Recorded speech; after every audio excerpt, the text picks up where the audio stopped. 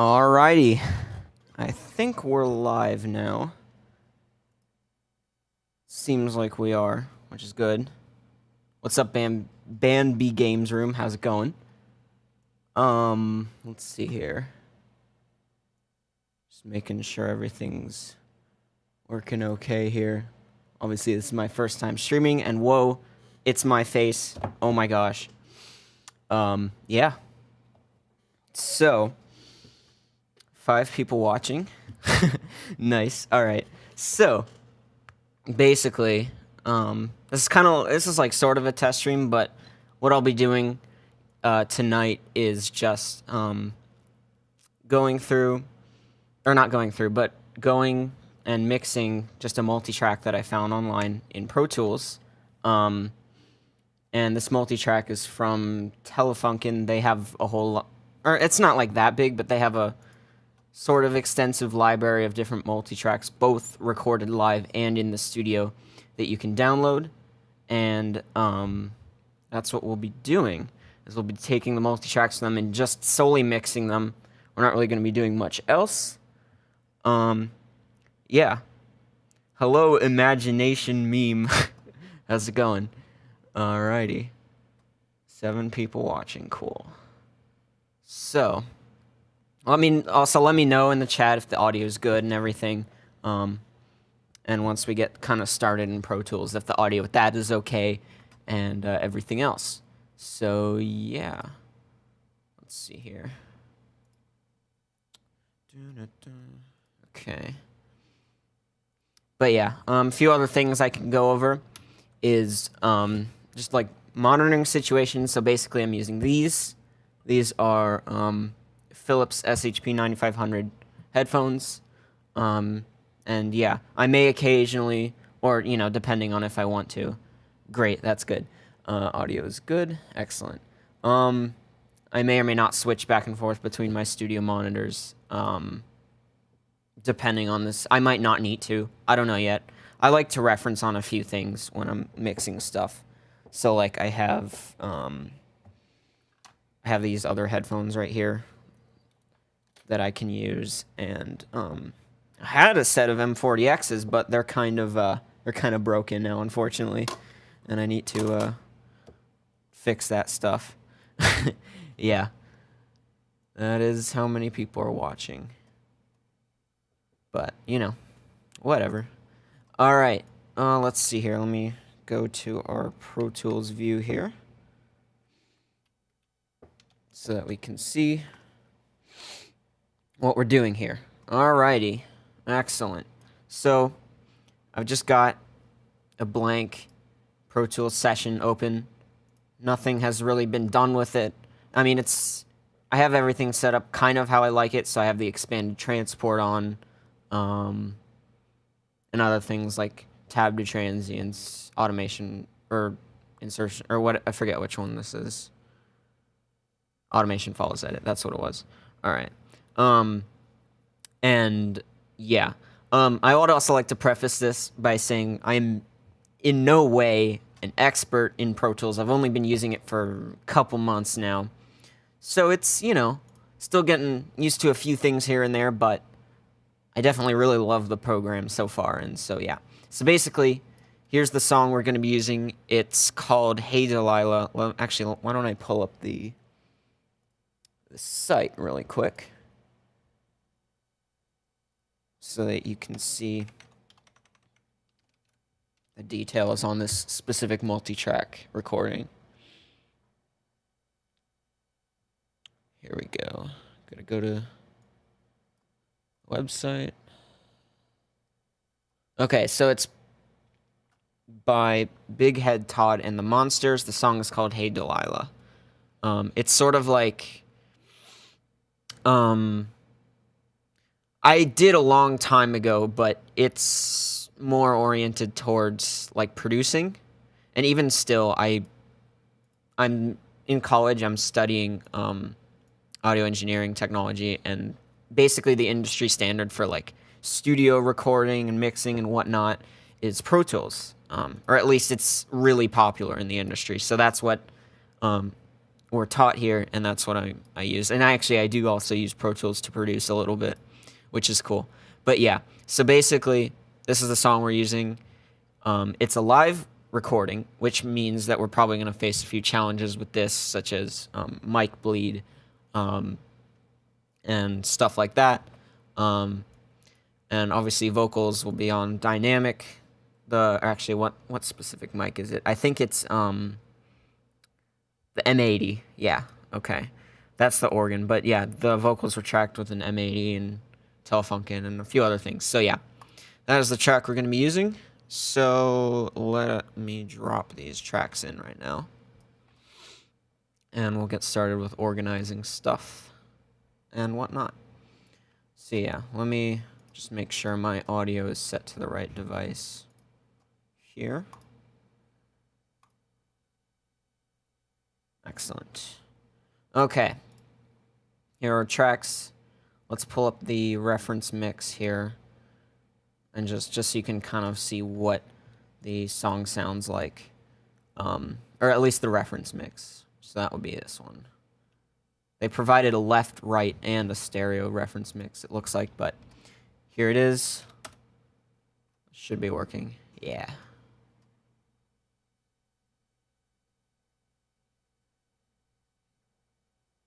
Oh, wait, actually, you probably can't hear that. Hang on.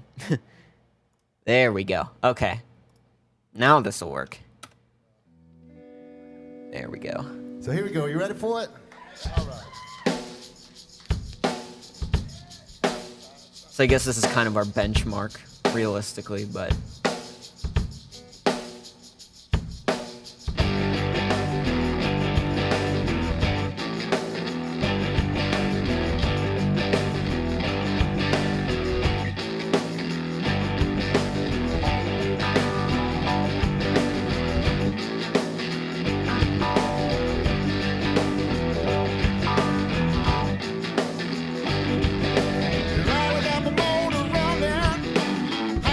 So yeah, I don't need to play, much of that really, but that is the case. So let's start organizing our tracks here, because we've got a few. Reference mix, we'll just slide that down to the bottom just in case we want to listen to it. And the other two left-right ones we don't really need to touch. So I'll just grab those and make those inactive and hide them. Okay, so... what do we got here? We got bass. Okay, so the way I usually organize my tracks for mixing things is, and that's the way most people do it, it's usually, a general order is drums, bass, guitar, keys, and whatever, vocals. So yeah, let's do it that way. So we've got kick. We'll drag that to the top. Snare bottom. Snare top. Let's see, what is this? Oh, it doesn't, okay. I think that's a room mic. So I'll leave that for a second. And then we have overheads. Actually, I'll drag the toms first, because usually those come first. Up here.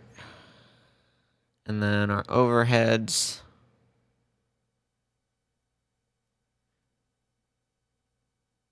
Yeah, definitely. Well, it's not terrible. The mix is it's pretty dry though, and it's not very compressed or loud or anything. It seems to just be like a rough mix, so we're gonna try and make it pretty good. Okay, so let's see. Hi-hat, missed that one. That'll go before the snare, because I usually put that before. Actually, no, after, sorry. And then the room mic will go after the overheads. And there we go. Okay, and then we'll group these together, so Command-G, and we'll call that drums. And then we will also set the color of drums. My specific color, the way I color code things in Pro Tools is basically just going through the colors of the rainbow, essentially. So I'll just start off with red for the drums, and then bass will usually be orange. I don't know why I just closed that. So yeah, let's see how we're ordered here. Electric guitars, keys, organ / Leslie, Vox, bass, drums, guitar, keys, lead. Interesting. So we've got, it looks like we've got, hey, Natasha Montgomery, what's up? Alrighty. Let's see. We've also got, right, so we've got a few different vocal tracks, it seems, I guess, that were used by the musicians. Like, they each had their own vocal mics. So let's see here, because... Okay, so this drum track, I'm not too sure, because I remember hearing some sort of shaker. And this might actually be that. I don't know if the drummer actually uses it for vocals. Let's see. Because I'm not too sure.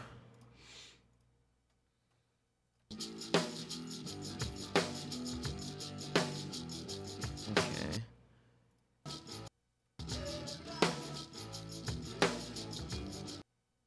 This might just be...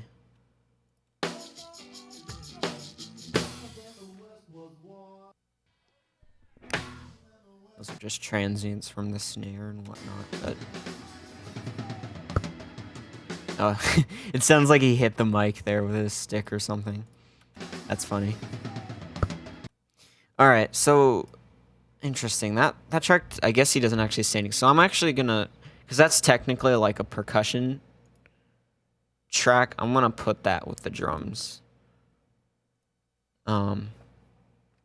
The other ones can stay down at the bottom, just because they actually look like background vocals. Yeah. Well, yeah, nothing's mixed at all yet, so. Let's see. What was I gonna do? Oh yeah. I was gonna edit the group. Modify. And add this to the group. Boom. Okay, now it's in the group, and we can set that to our color here.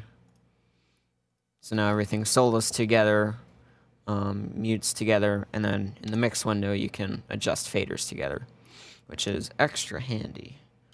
And then if you want to adjust individual ones, you hold down Control and do that. That's pretty cool, which is nice. Okay, let's continue going through here. Electric guitars. I guess we've got a 1 and a 2, so we'll just make those yellow. Keys. Make that a lightish greenish color.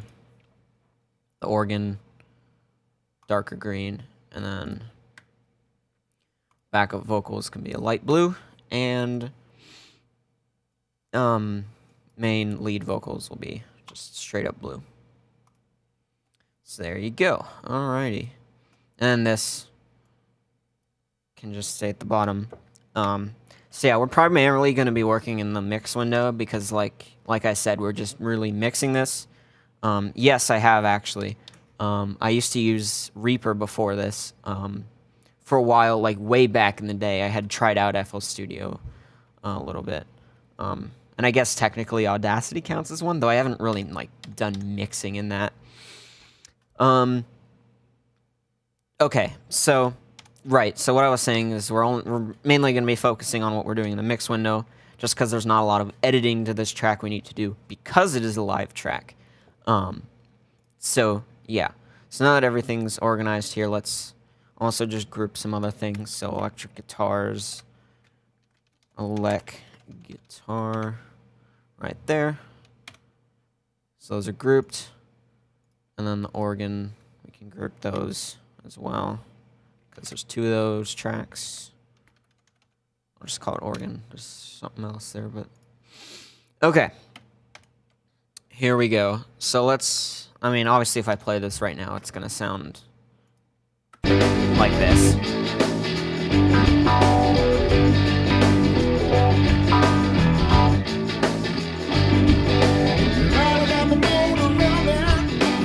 So yeah, it's a pretty dry, nothing's really, you know, mixed or anything. I forget what they were saying it was like on the way in, or what their recording setup was on the way in. I think they said they tracked it into Pro Tools, but I'm not too sure. And I'm too lazy to look that up. Okay, so I guess let's start out with the drums here. Actually, we can turn the grid off as well because we're not doing anything with tempo or anything. So yeah. As you can hear, this is just all of the drum tracks soloed at 0 dB right now. You hear bleed from everything because it's a live situation. So that's going to be interesting. We're probably going to have to do some noise gating depending.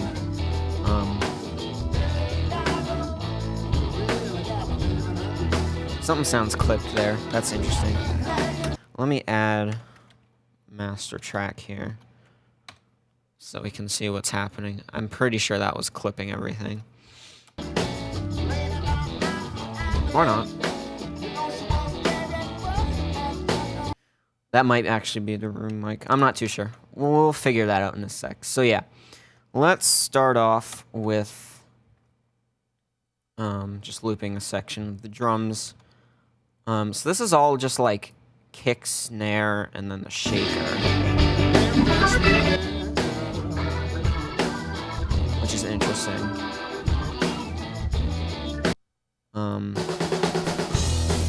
Okay, here we go. We've got cymbals here. So let's just loop a section of this. I've already got loop playback on, so we should be good to go there, and just loop some of this. You can hear what's going on here. Let's start out with the kick drum.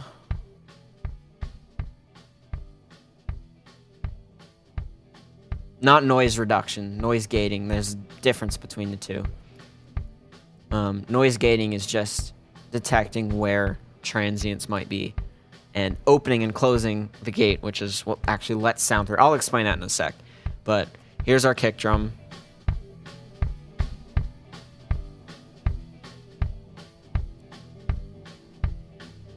It's alright.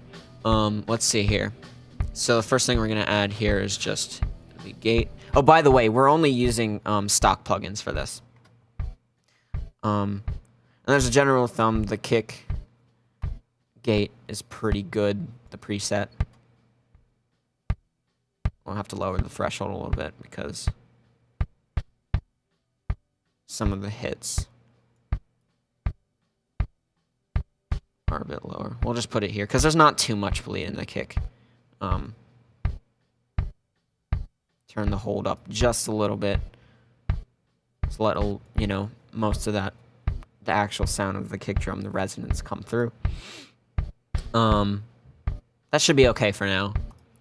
As you can see, the level on the kick isn't exactly very high. Like, this is 0 dB going through, and we're only hitting -14 on the master, so it's not particularly loud.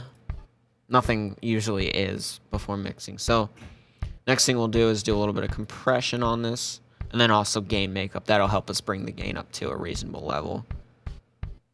Actually, I'm going to turn up my monitoring level as well, just so I can hear a little better. That's better. Okay.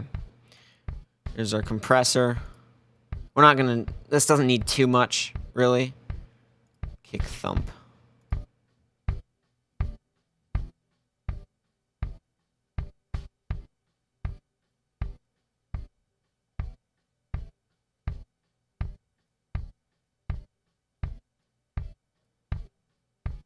Yeah, it's not super necessary here, but it does help to kind of...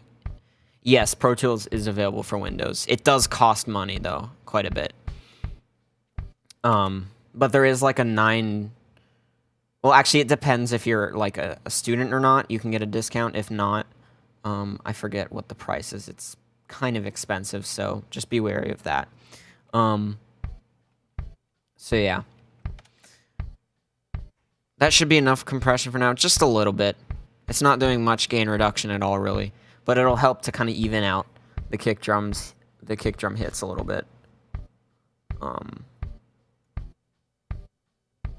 Hopefully hopefully that gate's not too bad, because you can hear quite a bit. I might have to create or put on a faster or a slower release, sorry. And then turn the hold down.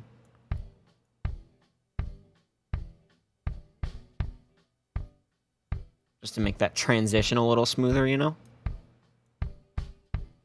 That should be okay. Alright, next thing we're gonna do is EQ. So put a 7-band EQ on this. And as far as EQ goes for kick drum, my general rule of thumb when it comes to kick drums is boost 50, cut 200, and then boost somewhere around, you know, 3K to 10, just somewhere in that range where the beater of the kick drum happens to happen. So we'll just, first thing we're going to do is put a really low cut on this, like at 30 hertz-ish, just because there's not really any information down there, and not any, like, actual sound coming from the kick drum that's like that, but there may potentially be frequencies that are, like, just rumbling down there, basically. So we'll put a small little sharp cut on there just to cut that out. And then we'll take this guy to 50. This will be band here, and just push that up a little bit. You can hear it kind of brings out the punch in the kick. That's really where you'll feel it from a kick drum. You can still hear there's a lot of like muddiness to the kicks, so we'll want to take out, this one's already set to 200 actually. So we'll take out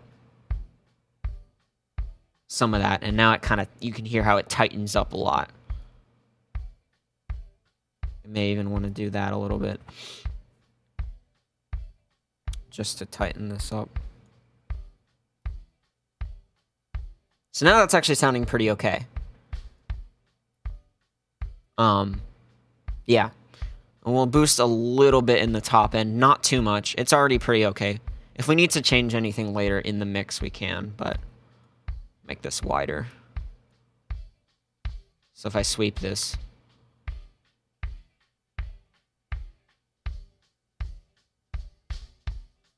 there's a lot of click going on at 5K. So we'll boost that just a tad. Boosting, you definitely want to be pretty frugal with boosting frequencies, more so than cutting. And yeah, so there's the kick drum for now. Let's bring up snare bottom and take a listen to that.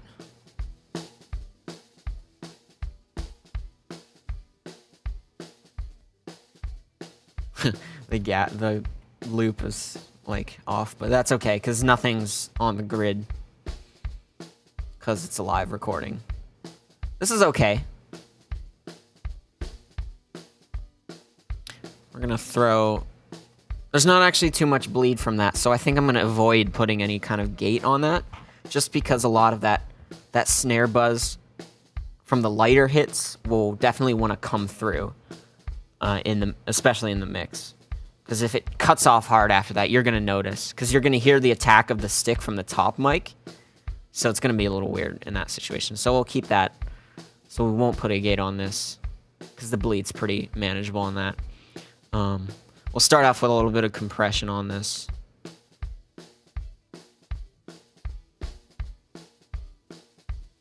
So you can hear what this is doing right now, just default.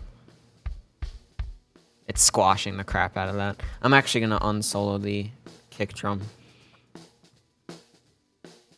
So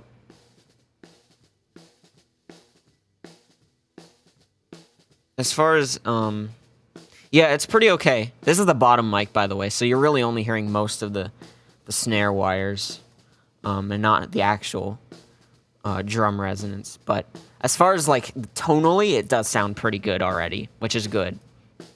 But we'll just compress it a little bit, put a bit of a knee in there, which is the smoothing of the actual transition to being compressed to uncompressed once it passes the threshold.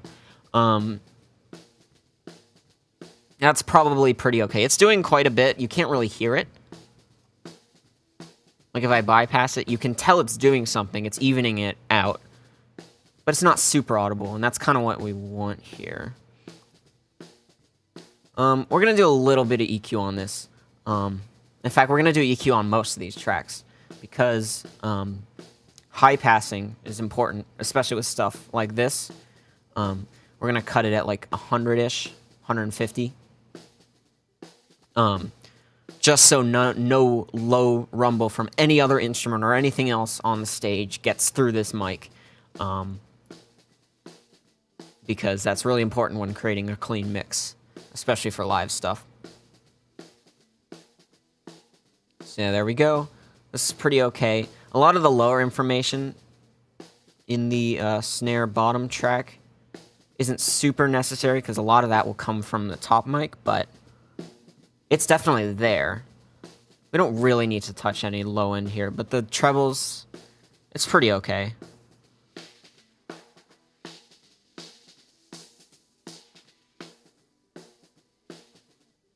In fact, I might just leave that as is for now, and then if I don't like the way it sounds later, I can change it. But yeah, let's bring in the top mic now. Oh, that was a mistake.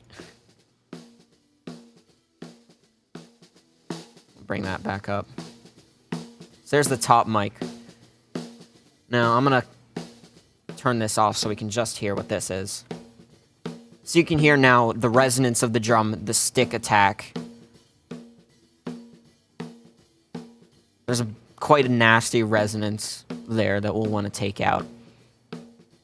We can put a little bit of gate on this, not too much. Okay, so I mean, we could use the gate that's already there. And as you can hear, it already sounds pretty okay at, you know, cutting out most of the background noise. Or bleed, sorry. The decay's a little fast. Or the release, sorry. So we'll maybe want to bump that up a little bit.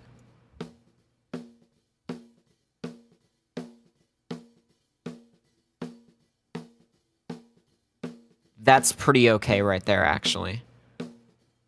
So... And so here's what it sounds like before. There's still a little more resonance, so I might want to adjust the gate more. Yeah. Here we go. And then it's not that fast. Jeez. So you can kind of see what's happening here.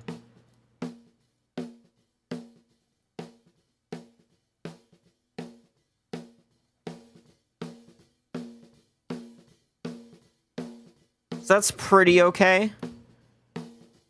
Yeah, it's not gonna be too bad in the mix. We'll just keep it there, because that's capturing most of the drum's actual resonance and everything. And it's not doing too bad. So yeah, we'll leave that. Let's add in some compression really quick. That is not the plugin I wanted. This is the one. There we go.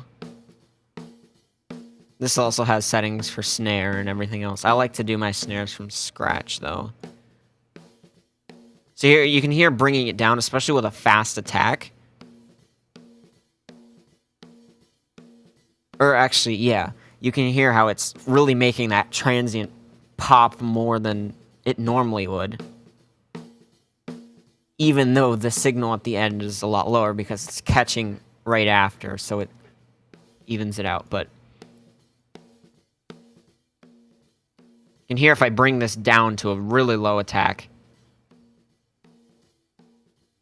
the compressor kicks in like almost during the transient, and so it kind of squashes the whole snare. But if you put it up to let that transient through, you get that nice snap. Now we don't want a threshold that low.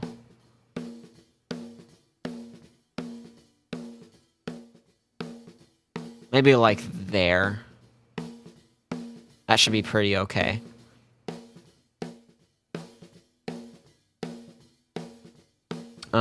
Let's see. EQ. Okay. So this definitely needs some work. There's a lot of resonance going on, which sometimes you want it. In this case, it's quite a lot, so we're going to tame it down a little bit. We'll put a low cut.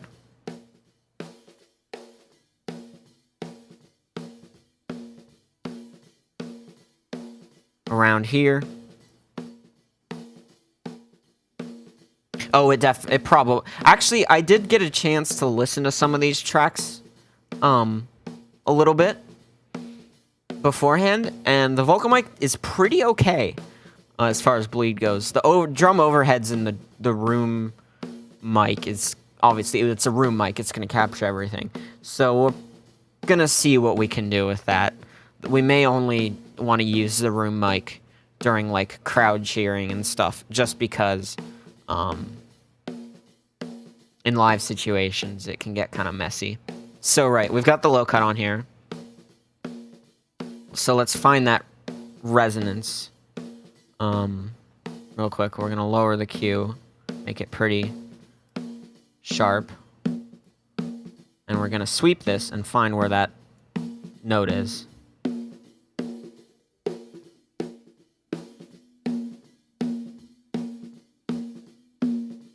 Right there. You hear that? So now if I cut that out, you can still hear that resonance, but it's not overpowering. And especially, low mid-range can definitely build up in a mix. So that's really important to help control that. Aside from that, the snare actually sounds okay.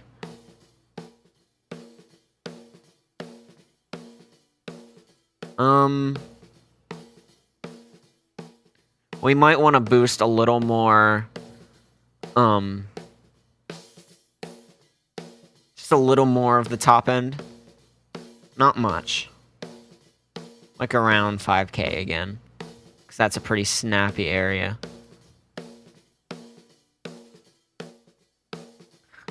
So, that's fine. We're going to leave this for now. So here's what we have so far. Bottom mic's a little too loud. Yo, Matthew Moore for McKeever, what's up? So that's pretty okay.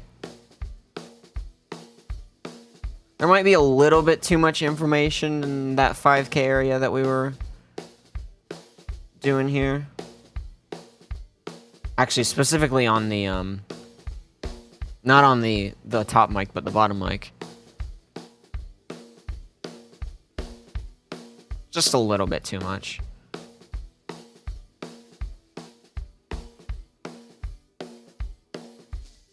Yeah, we'll cut it a little bit. That's a wide boost, but anyways. Okay. So there's that. Those are pretty low still, so we may have to do some more gain makeup with that. We'll see how everything kind of balances out. But, right. The next thing I'm actually going to do here is the hi-hat and the overheads. Yeah, I do actually remember you. Funny you mention. So here's our hi-hat. It's pretty okay. Let me unsolo these other ones. Bleed on this mic is okay, actually. We're getting mostly hi-hat here, a little bit of the snare transient, and not much else. Let's bring up the overheads really quick, so we can hear the stereo pan. And it sounds like the hi-hat is going to be on the left side, so it'll be drummer's perspective, as far as the mix goes. I'm doing great. How are you doing? In college now and whatnot. But yeah, let's bring up the hi-hat with the overheads and pan it left to where it sits in the mix. Which might be a little less.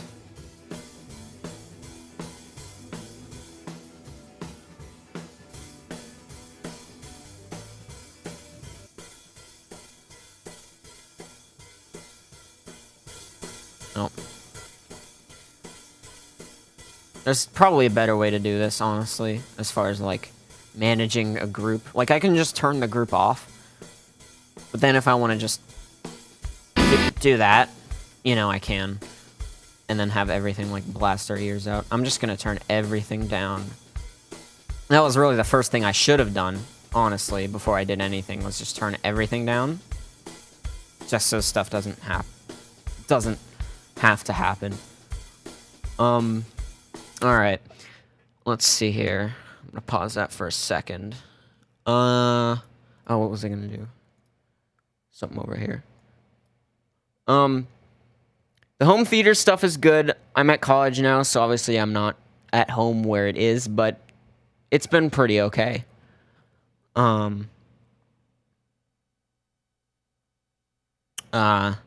Imagination meme. I don't really understand what you're saying there, so if you could clarify.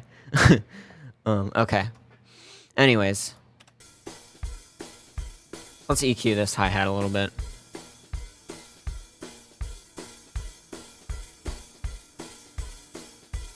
I'm gonna unsolo these guys. They don't need to be on. Bring this up pretty high.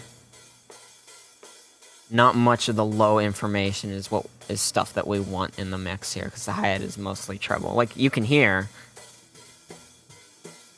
there's stuff there, but in the mix, that doesn't really matter as far as the sound of the hi-hat goes.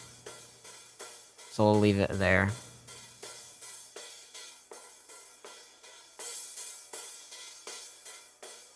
So I'm gonna cut out a little bit of the mids around here. Just as is. It does sound pretty good already. This was recorded pretty well, especially for a live thing. We might boost a little bit of that upper 15K brilliance. Gotcha. Okay. I'm not too sure what you're saying though. Other than the hi-hat's good. Because the vocal gate, I'm not sure how that applies to the hi-hat track. But, that's pretty okay. We're just gonna leave that. No compression for now. Just because usually we don't need much on the hi-hat. We may put some on later, depending on how it sounds with the overheads and everything else. Okay. So, that being said, let's move on to the overheads, because those may or may not need work. Now, overheads, you can obviously hear a lot of bleed from guitars, bass, not so much from vocals. Actually, there's probably not vocals here. Yeah, so we're not going to hear too much.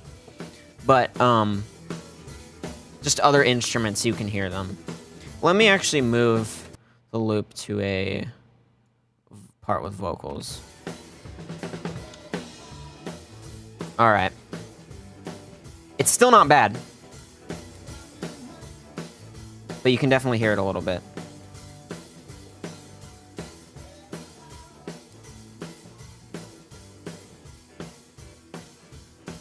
So, not gonna lie, these overheads sound really good. So, that being said, maybe a little more treble could be used. We're not gonna do any gating on this, because we kind of want this bleed in here, and gating the overheads can always lead to problems. You don't generally want to gate your overheads. So we're going to do some compression. This will make things snap a lot. We're going to hit these pretty hard. Not, like, ridiculously, but...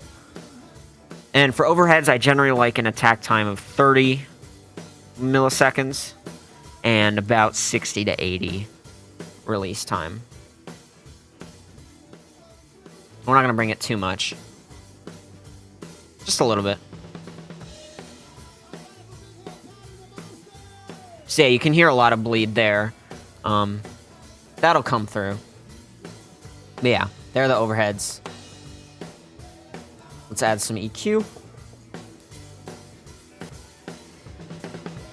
We're gonna low cut this again, because a lot of the lower information, especially from the drum kit, is already coming from the close mics on the kit. So we don't really need too much. So we're going to do maybe 100 hertz cut. That's about good, I'd say. It's pretty close. Alright. Again, overheads, they already sound pretty good. We're going to do just a little bit of lower mid cut around 200 hertz. because like I said, that's a common area that can build up in a mix. We're going to boost some of that upper treble. Let's actually use the appropriate EQ band for that. Make it nice and sparkly there. Okay. So let's listen to what we have so far.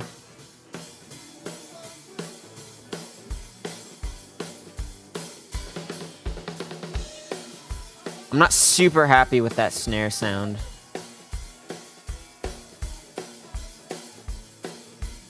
I might want to put some of that low end back in, because there was a bit that we took out, but if I just generally boost the low end there,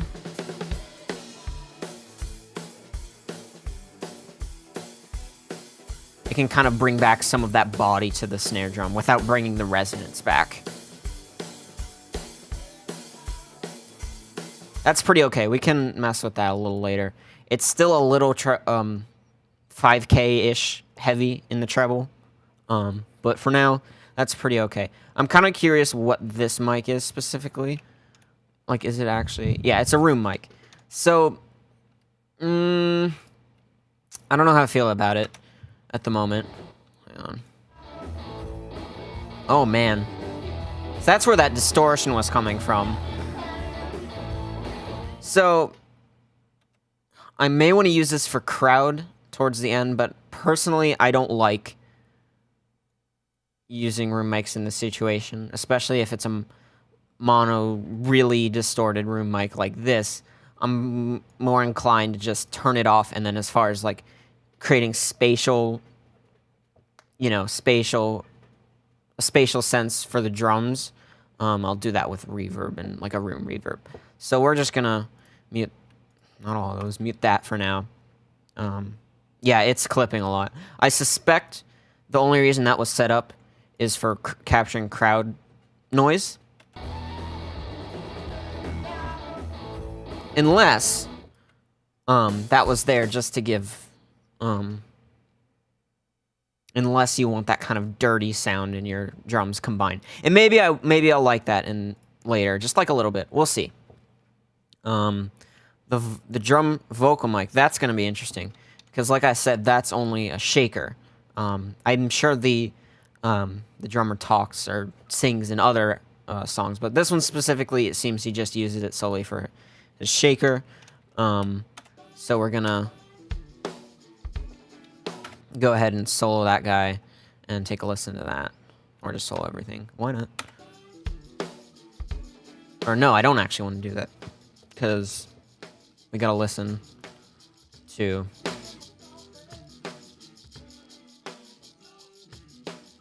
And especially if you listen to the overheads.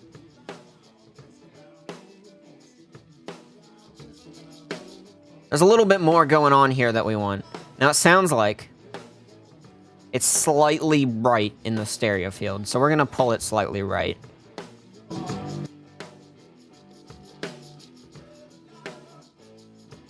Use it a little bit, not too much. Maybe that much. It actually sounds pretty okay already.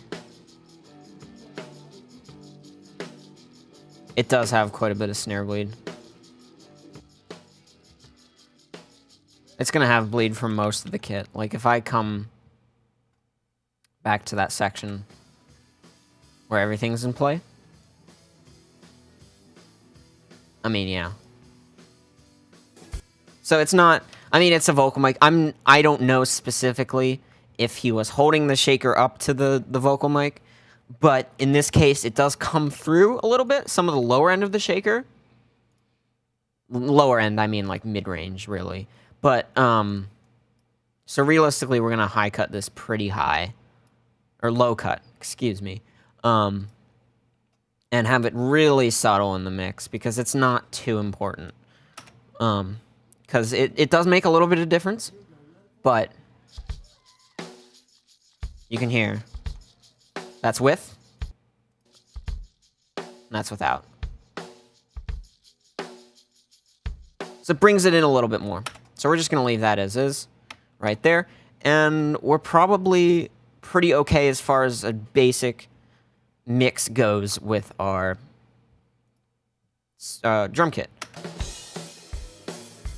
Sounding pretty good. The kick could definitely come up a little bit, maybe. Not much.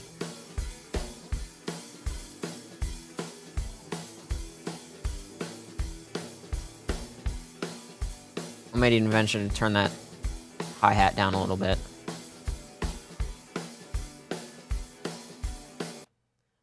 I don't particularly listen to heavy metal. I don't mind it though, and being a person, I usually don't like dislike any music. I have specific genres that I listen to more often than others. But just me being an audio engineer, at least I would consider myself one. I've done a few projects in the past with artists and stuff, but I like to have a very well-versed, knowledge of... No, I'm not making dubstep. This is not... Okay. Classic rock is good. Oh, what was I going to say? I lost my train of thought. But, it's... God, I can't even remember what I was talking about. Okay. Something to do with genres. Right. So, I don't... Like, I'm pretty well-versed in a lot of genres, but... Generally, especially as an audio engineer, I have to, like, not... At least this is what I personally believe. I don't like to let that at least affect what I'm doing when I'm mixing. I usually will, mix something and be like, oh, the mix sounds really good, even if I don't like the genre, just because, I can appreciate that without letting, maybe if I don't listen to the genre... It's weird. I'm not explaining it too well. But, I think you kind of get the point. Anyways, we didn't touch the toms yet, actually. So let's do that really quick. Where's some tom hits? Seems to be a bunch at the end, so let's grab this. We've got doo-doo, doo-doo-doo, doo-doo, and then a couple up there on the high tom. So let's... Right. Perfect. So, as you can hear, just through the overhead, they pick it up pretty well. But because we took a lot of that low end out of the overhead mic, they don't sound very full. And the reason why we took that low end out of the overhead is because, like I said, the toms and every other drum on the kit is close mic'd. So we can put that low end and everything back in with the tom mics. So let's loop that section again right there and listen to just our toms. We'll put these at 0. Not all of them. Jeez. Do that. There we go. Okay.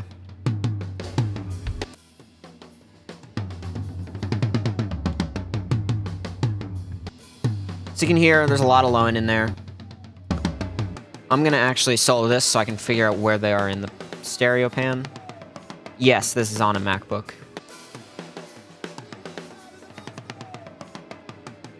So high tom, little left. Other high tom, basically the same area in the right, and then the floor tom is kind of... It's a little further. So we're going to go high tom, sort of there. Other rack tom or high tom or however you call it, there. And then the other one can go a bit further. The floor tom, excuse me. I cannot speak. Now this specifically, these are my instruments, or drums I should say, that we can put a gate on because they only get used at the very end of the song and during a drum fill sort of in the middle.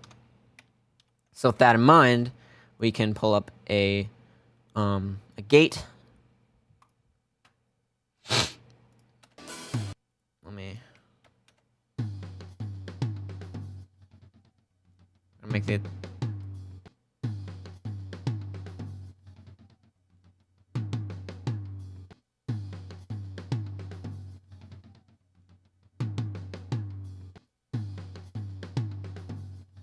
I might have to listen in context.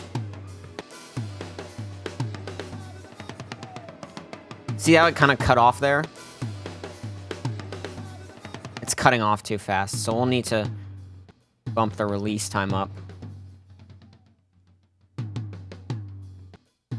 It's okay if there's, you know, we can turn that up quite high, because like I said, it doesn't get used very much in the song. That's interesting that it cuts off sharp there. Let me listen to that. Huh. It's weird. It's kind of I might pull this down a little bit. That's pretty okay. We'll just put that same one on all 3 tom tracks, because they seem to be basically the same amplitude, though we may have to adjust the threshold. But as far as the way it's set, we can leave it there. So let's listen to this guy.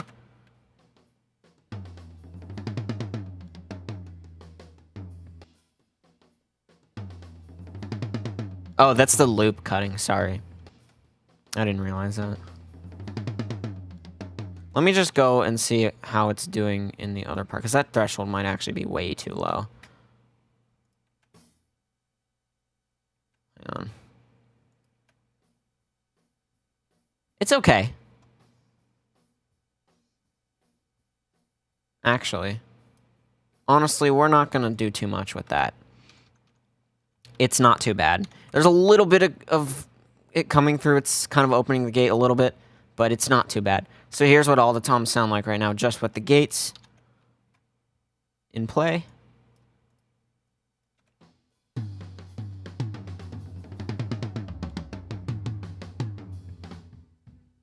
So, pretty okay. Let's do some EQ now. Or actually, compression, sorry. We'll do a little bit of compression on these guys. Just a little bit.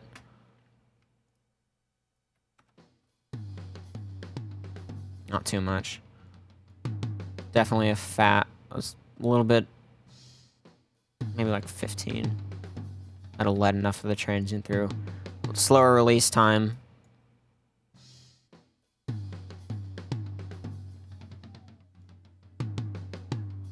That'll be okay. You're getting the snap through there, which is good. Okay. And then we'll put that over here. We may have to adjust the threshold a little bit on the later, or on the other drums, excuse me. I don't know why I just did that.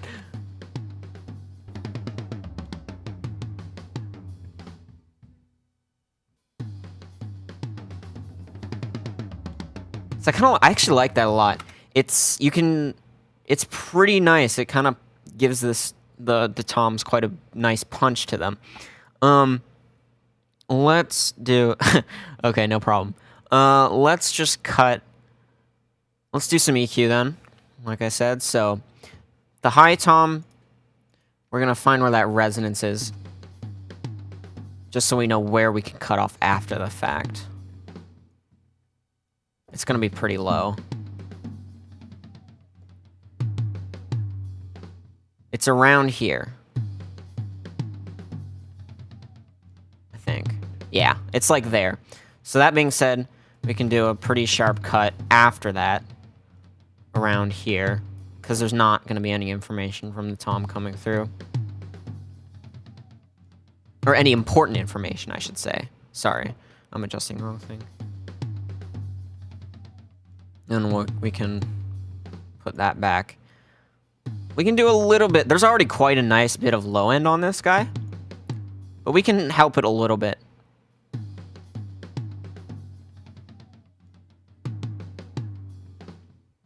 That's pretty okay. And then the treble definitely needs a bit of work.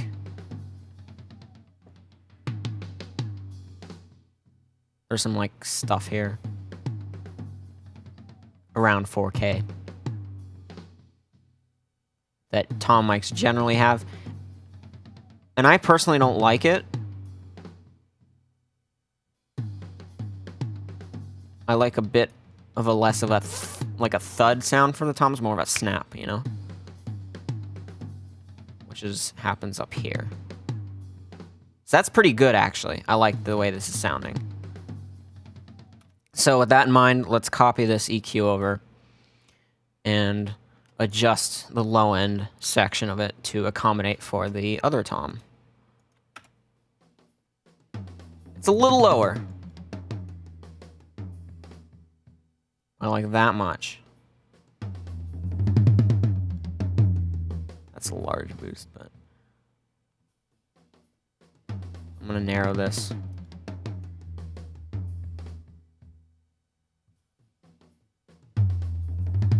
That's like around 100 is where that's happening.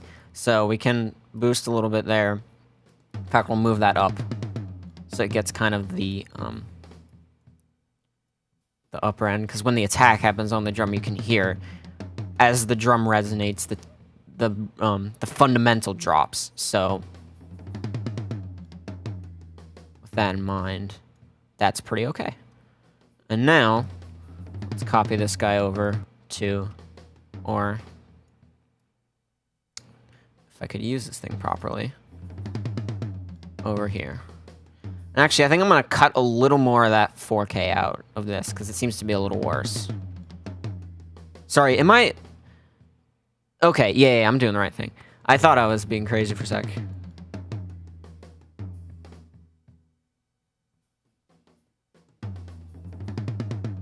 There we go. Not too much. It's not bad. But, and then on this one. So now let's move over to this guy. That's got a lower one. Now, that's pretty deep. So we're gonna find where that is really quick. Narrow this down.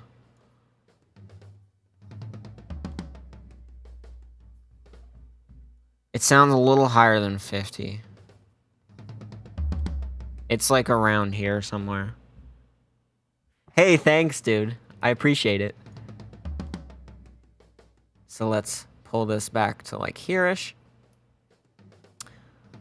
And just generally boost that section around 70 hertz.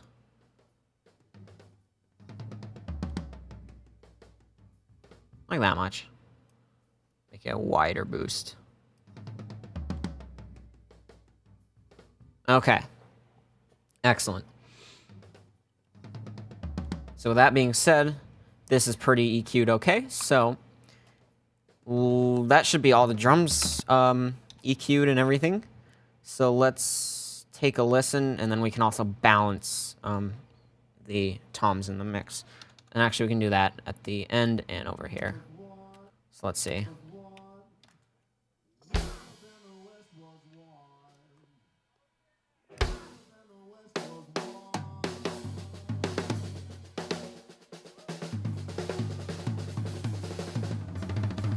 Oh, man. That was quite the fill. Realistically.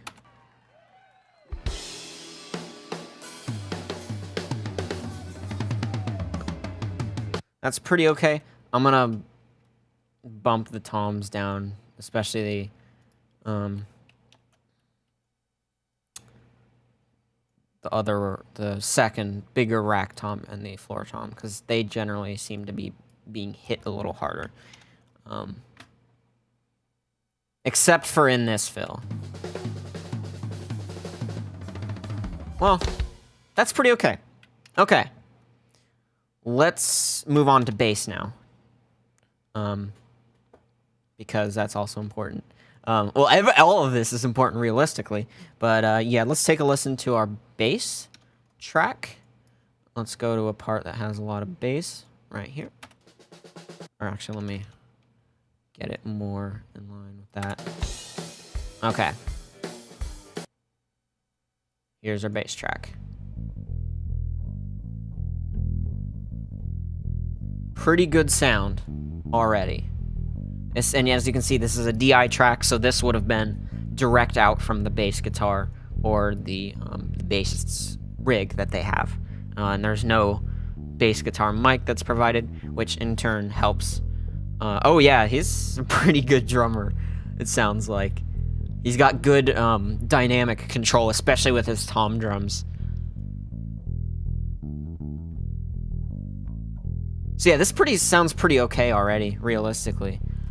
It does sound pretty good. So we may not have to touch that too much. We're going to compress it, though. Now, bass guitar compression is going to be... Actually, I do like the compression setting that they have already on here, so I'm going to use it. Here's without.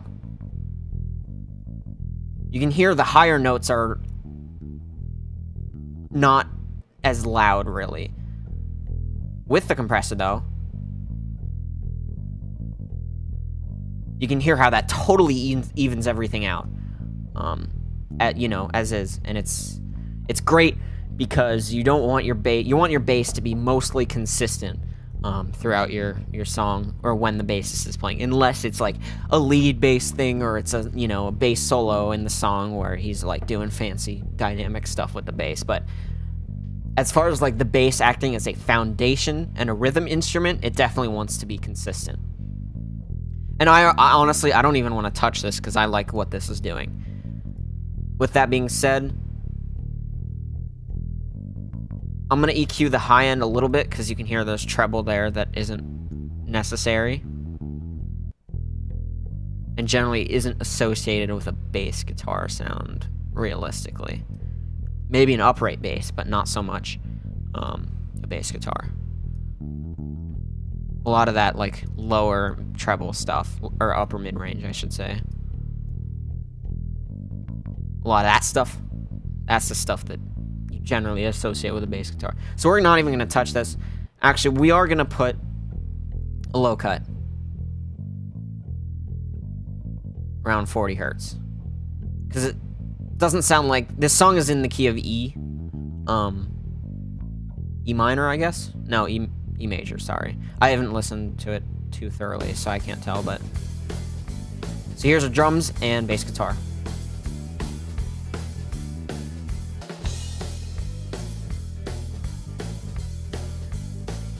So yeah, that's already a great bass sound.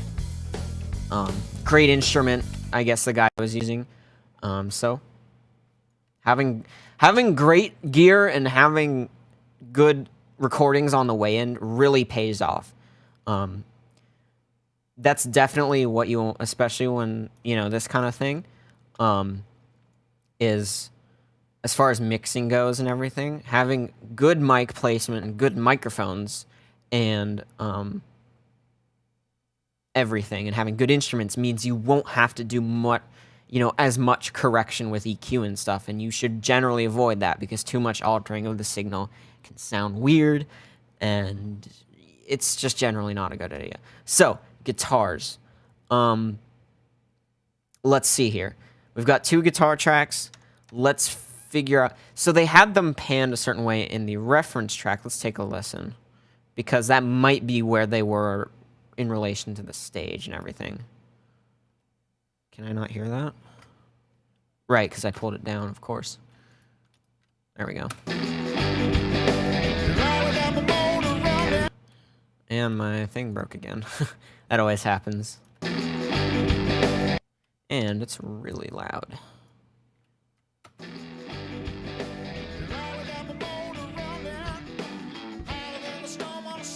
So sounds like the one that's a bit more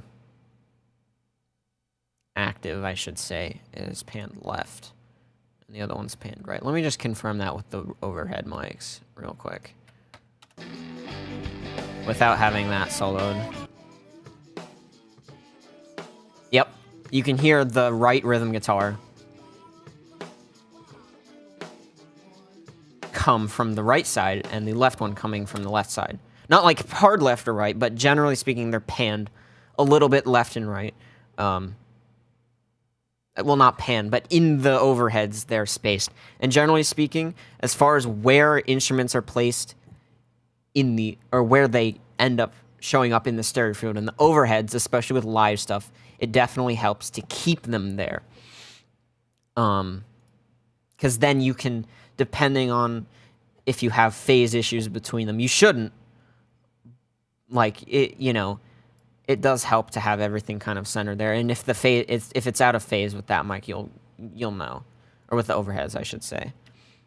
because a lot of the low end will get sucked out and whatnot. But generally speaking, that won't happen with these, especially with close miking, and with cutting the low end out of the mic, or out of the overheads. Sorry. So, with that being said, let's pan those. Or actually, let's see. So, zooming in here, this is definitely the less active guitar track. This is the one that happens through most of the song. It seems like this other guitar track is sort of following what the bass is doing in the song, which is interesting. But that's okay. That's, you know, that's how the song is. So anyways, we're going to pan this a little left. Pretty far left, actually. Not too much. And right. You know, I generally don't like to pan things hard left and right, because in the event, you know, someone's listening on, you know, a source in their, you know, one of their headphones, you know, one of the drivers in their headphones is broken, or they're missing a channel. They won't necessarily get to hear that instrument. And especially with something like this, you want it to be there a little bit, for situations like that. But, yeah. Also, when listening on speakers, generally panning hard left and right, it creates a weird thing, because then you'll be hearing the sound coming directly from the speaker. And if you have a good set of speakers that does imaging well, and you don't pan it all the way hard left or right, and it's panned sort of, you know, like 80% left, for instance, you'll hear that sound coming from a little bit right of that left speaker, and it'll sound like it's not coming from the speaker itself, which is important.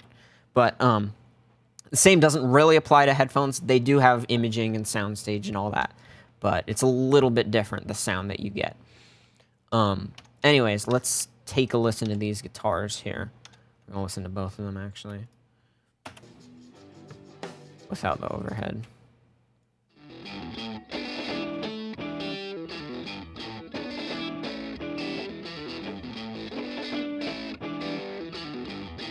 Now, immediately, what I'm noticing is the guitar on the left has quite a lot of upper treble going on, like around 6K maybe, kind of piercing. The right guitar has a lot of lower mid-range and lower mid-bass body to it, so basically they're kind of opposites of each other, which is interesting. But in the case of this mix, we may or may not want that, because EQing them both to sound the same may cause problems when you're listening to it in mono, because stuff will mask stuff. But they definitely need some work. We'll do a little bit. Let's listen, because I know they have their mic, so let's hear some, like, what the bleed is like. Yeah, we don't need to touch that at all, because those are super close mic. Guitar amps are loud, you know, that kind of thing. So we're just going to do a little bit of compression, not too much. I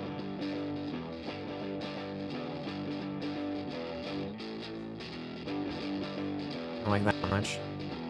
But, yes, and then we'll copy this one over.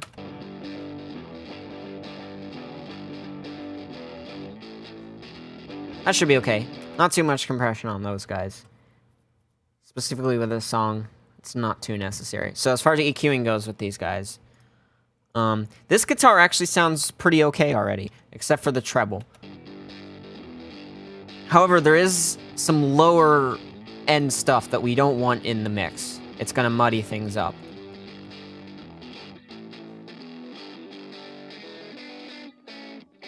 Like here the difference between this, or actually here. Hear the difference between this and this.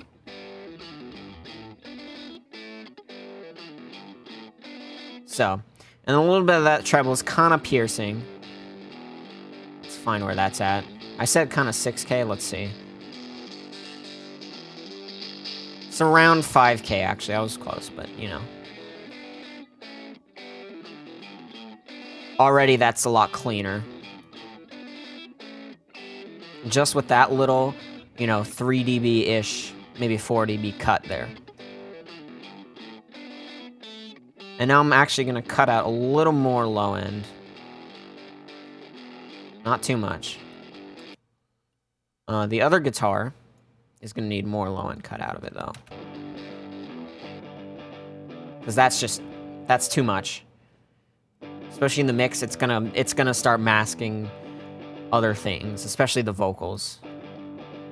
Because this vocalist specifically sounds like he's got more of a lower, raspy-ish kind of voice.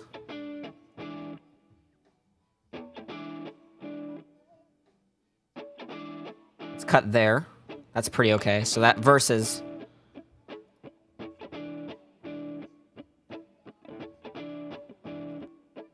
that. This doesn't change too much, but you know, after a guitarist like strums or something, you can hear, or if they mute it, there's like a low end kind of transient that happens, and you don't want that, especially in your mix. It's gonna do weird things with the kick drum and with your bass track, and it's not gonna sound too great. So let's see here.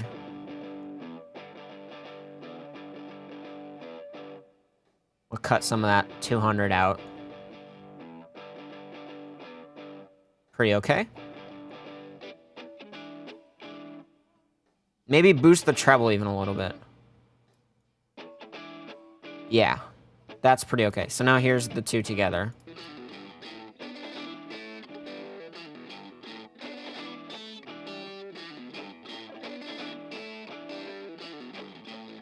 Now we'll see how they sit in the mix. But for now, that's a good baseline. Let's see how they sit in a mix, just without anything else, with the bass guitar and everything. So let's see here.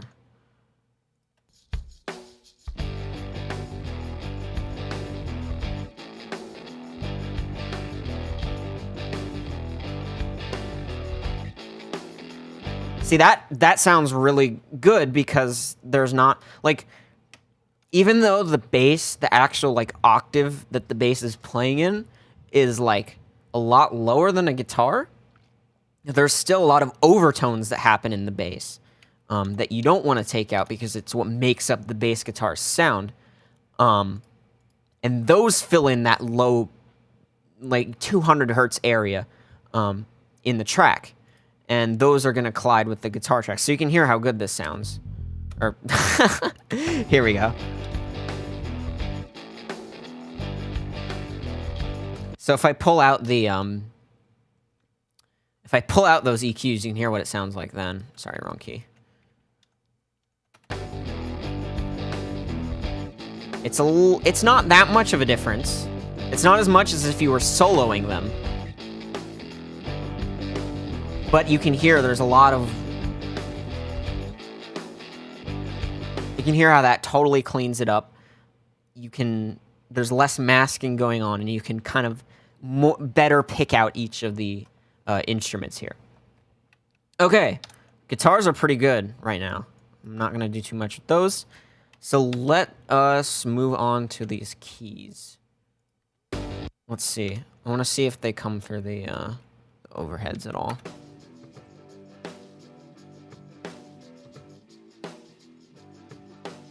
Not really.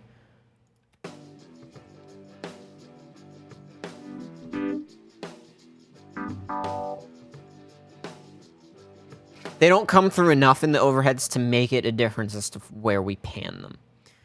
Now, this is kind of interesting. It's a stereo track. However, it sounds mono. Let me bring that back up.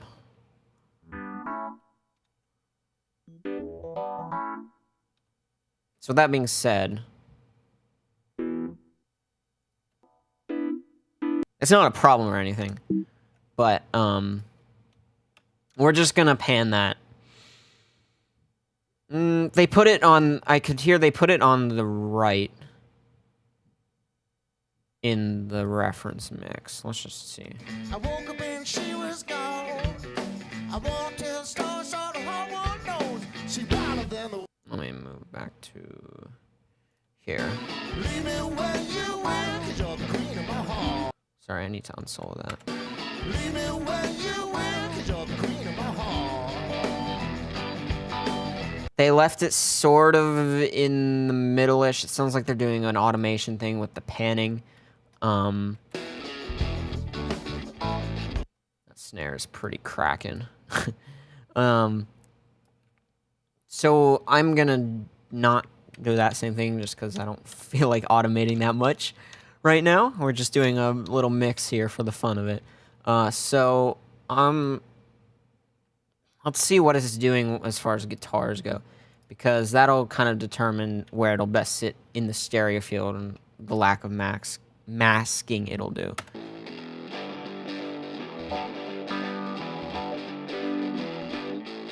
In fact, it might actually be a good idea to just leave it in the middle. Simply because it is doing a lot of what the guitars are doing, the same exact sort of notes and everything, and rhythm. So, with that being said, we don't want to do too much with that. It does sound like it might be sitting in the vocal area, though. Maybe not. However, we're going to compress it a little bit. Just a little bit. Again, this is a DI, so we don't need to do any kind of gating on it.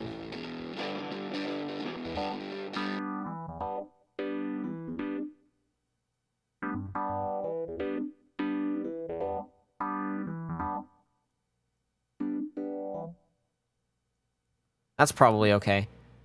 Not a whole lot of compression on this. Using it very, very lightly in this case.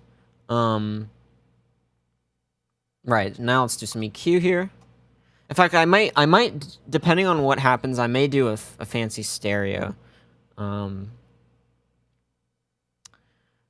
stereo, like, field thing with it, with a plugin. I don't know yet. There's a few that Pro Tools has that we can do it. It probably follows stereo sound. There's heavy reverb on these live performances. Not sure exactly what you mean by that, but it's not... There's definitely a reverb on it, but it's definitely mono. Or maybe not, actually. Nah, that's dry. It's just... But you can hear... Just listening to this, as far as, you know, EQing goes, there's a lot of, like, mid-range in this, which might not be what we want. Especially this. We can definitely cut this lower stuff, so let's play this. Let's cut it maybe there. Cut around I'll just do 200. There's definitely a weird resonance thing going on, though, so let's find that.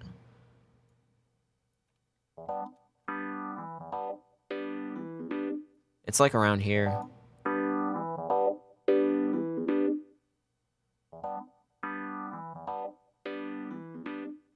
Maybe it's a little lower, actually. It's okay.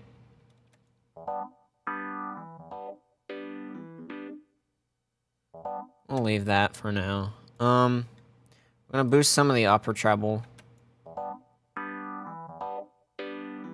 Like there. Around 4.5K. That'll help it cut through a lot, because there's definitely not a lot there. So in context...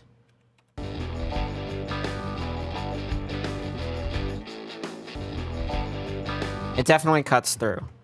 And you can hear it. The treble of it doesn't as much, though, which is interesting. So you may want to boost that even more.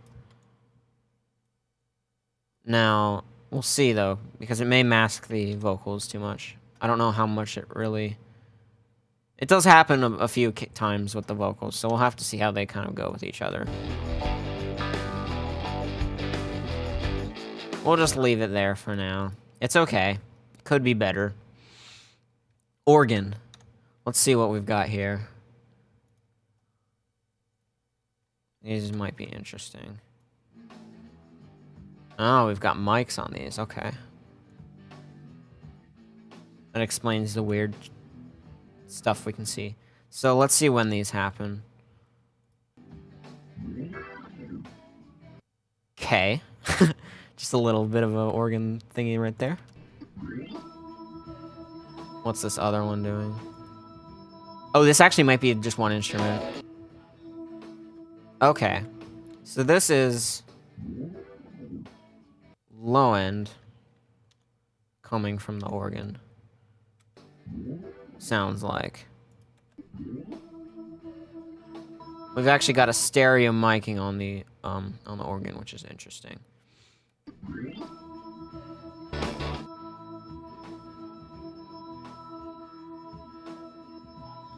How much is that other mic really doing? Oh, it's doing a lot. So, with that in mind... Ugh, stupid thing. And I just cut something out of the project there. Why did I... Nah. Absolute genius. I'm just gonna select this and do Command H, and that'll heal it. Okay. Let's see here. What was I doing? Right. Organ stuff.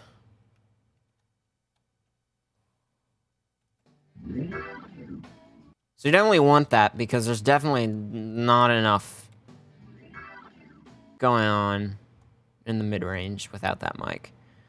With that being said, what does it sound like with everything right now? Well, we can't hear it at all, frankly. I think I'm gonna opt to pan this somewhere. Probably left. And I'll make the guitar a little less panned. Just because I just have an inkling that that'll be best as far as where it sits. Maybe not. Let's put it in the other side. We might have to turn it up as well. Yeah, it's a little better on the right than it is left. If I pan it right, or left, excuse me.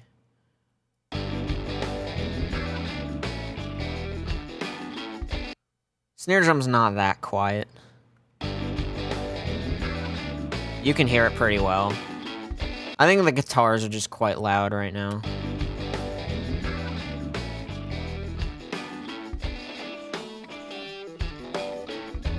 I'm also unsure about that shaker right now, but...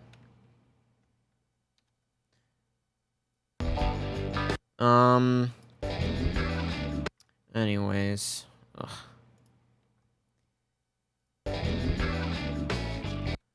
Maybe not. I'm not too sure. It seems like it doesn't actually make a difference, because now that I've changed that.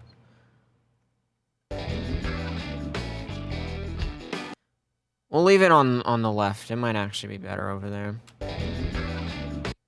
So let's do a little bit of compression on this, because there's definitely like a thing going on with that.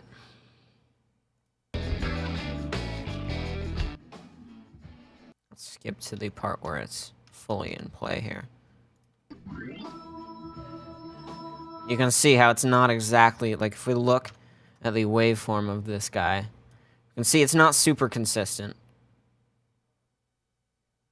A little bit of compression will help, just a little bit. You can see it catches that ramp up there. And then after that, it's kind of doing not too much. Let's put it on the other one, even though the thing is... So right, see that automatically, you can hear it makes a difference. So without, let's not do that. Let's do this. Here's without. And here is with. So you can hear how much better it makes as far as keeping the organ consistent. With that in mind, we can do a little bit of EQ on it. It already sounds pretty okay. Nothing really sticks out as a problem with it. It's a little lacking in the upper mid-range, and a little too much lower mid-range, in my opinion. Maybe we'll cut a little bit out of it, and we'll actually throw a low cut on this. Let's boost some of that upper stuff with the other EQ. In fact, I'm going to do this, which this little button over here, because normally you can only have one plugin open at a time, but if you unclick this button, it means it won't be affected by that, and you can open more plugins as you can see. We'll look at both of these at the same time and make adjustments. So we'll cut. There's not much going on in the low end at all with this mic, so we can cut a lot out of that. It's all being handled by this other mic. Am I doing the right one? Yeah. But we want a little more of this. I have a feeling. Yeah. A little more.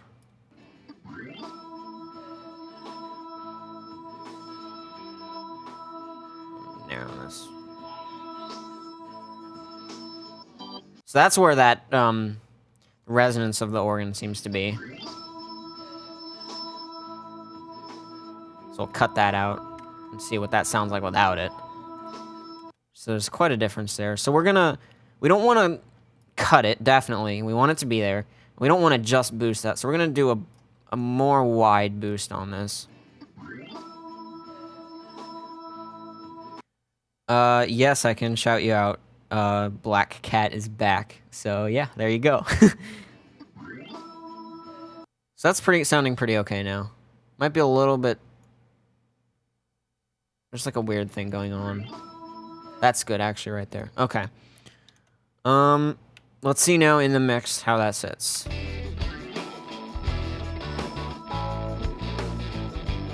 You can hear that clear as day. It's not doing too much with the guitar. I'm actually going to throw a stereo field plugin on here called Air Stereo Width. And what this will let me do, we'll put that back on and close that. What this will let me do is turn the width to 0. So now we've got a mono mix going, and I can just turn this on and off when we want to mix in mono.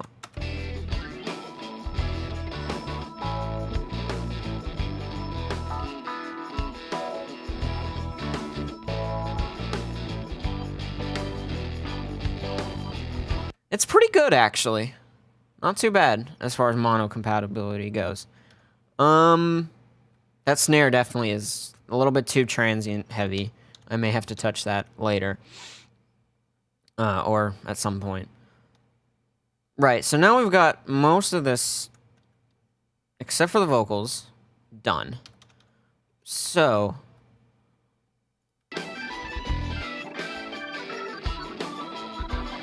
let's listen to this lead vocal combined. Or actually, let's listen to it soloed first, just so we can see what a raw sound is. No problem, dude. Thank you very much. Black Cat is back. I appreciate that a lot. So, I forget which one of you was commenting. It might have been Imagination Me, but you were commenting, or one of you was commenting on how you thought maybe there's going to be a lot of bleed in the vocal mic. It's actually pretty okay. So if you hear...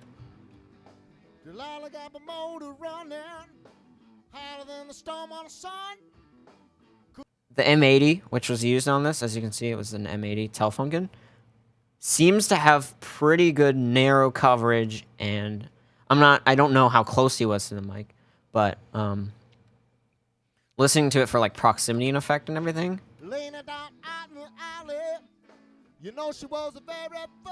it's not bad.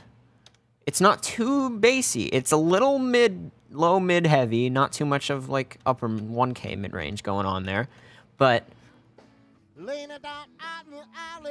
it doesn't sound too bad. It definitely sounds like a dynamic mic, though.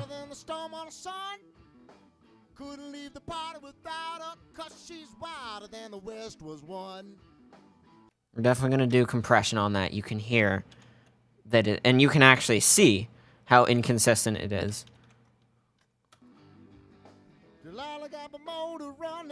Especially right here. You can see these higher transients happening here, which are, well, you can call them transients, but they're not really. Technically, they are. Like small ones, but it jumps in volume briefly. But we're going to compress that to help with that. So we'll throw dynamics, compressor. So here's nothing.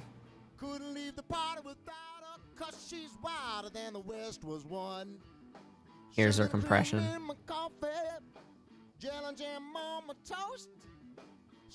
And honestly, this needs quite a bit. Like, it's definitely not a very hot signal coming in. Let's see what the vocal leveler has to do. Does some bit of gain makeup, and it's a much... it's, in fact, the knee's all the way up. Which is generally a good thing to have for your vocals, because you don't want it sharp. You don't want your compression to be noticeable, really. And the knee definitely helps with that. It also makes it a little smoother, so it might not be reducing as much towards, you know, closer to the threshold versus when it's higher. But I mean, you can see the curve here. That's what it'll be doing. We might compress it, make the ratio a little more to even it out.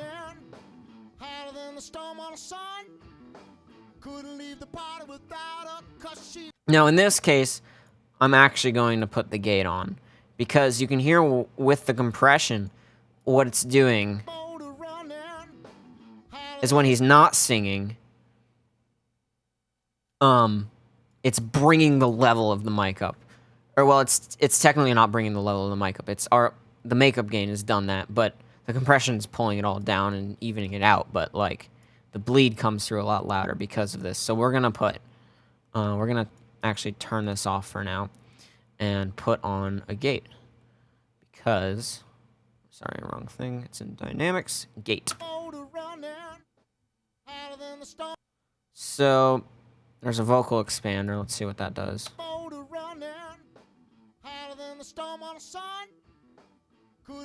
It's not doing too much. I think the ratio needs to be a bit sharper here.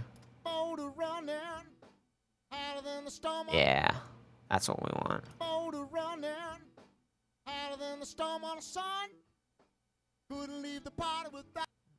Attack is fast, but I think I need to lower this a bit. There's no pre-open setting on this gate, which is a bit annoying, because that would help have the gate open, because it's already at an attack of 1 millisecond, so we might want to drop that down even more, actually.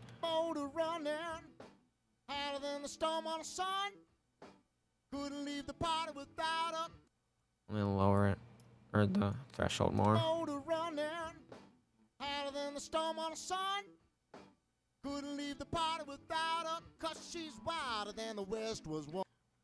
Oh yeah, that video is my most popular one. It has like more than 2 million views, and I don't know why, but I guess because it was quite a meme fest of sorts, but I don't know.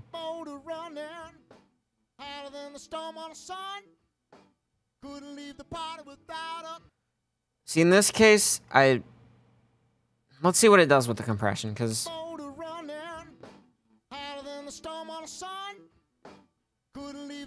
it's okay. I think that's just his articulation was pretty off there. Because if I turn that off, he kind of still does that.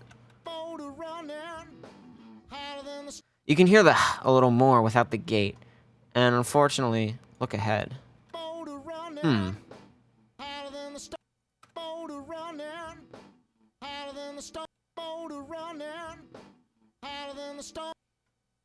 not too sure how I feel about that.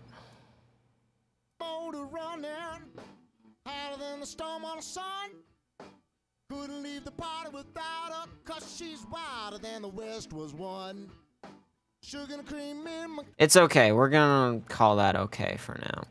Let's EQ the vocals a little bit, just without, you know, anything else playing with it soloed. Definitely want a low cut on this, sharp one.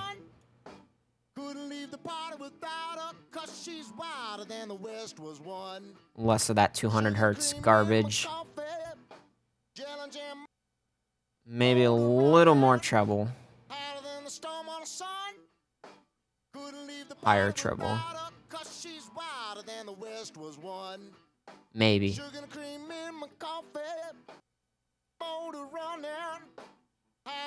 That might be pretty good right there. Let's see.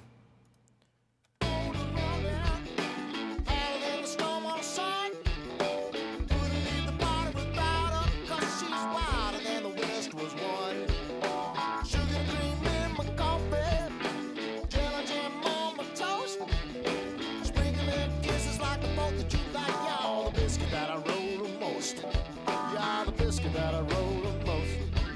Actually, one thing that I'm going to do right now, before I forget, is throw mastering compressor on here. Just so I can hear, this one's called Maxime, just so I can hear what it'll sound like with that, because that's an important step.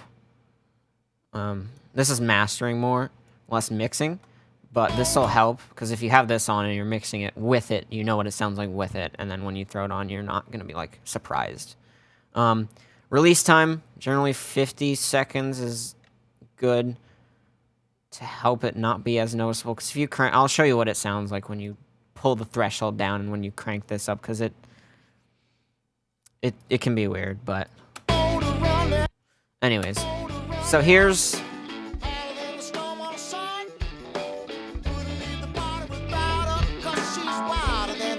so that also, you can hear what that's doing. That's bringing out the vocal a little more, because it's in a different frequency area than the guitars, and when you compress it all, it kind of does things. But let me turn that down on my end. It's gonna get a little louder. Hopefully the audio isn't too loud on your end.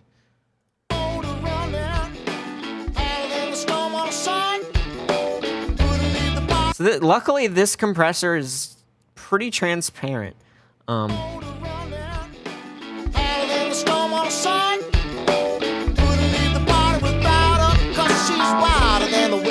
Except for when you pull it down too much, and then you hear it kind of... Actually, you can see it. Sorry, it's...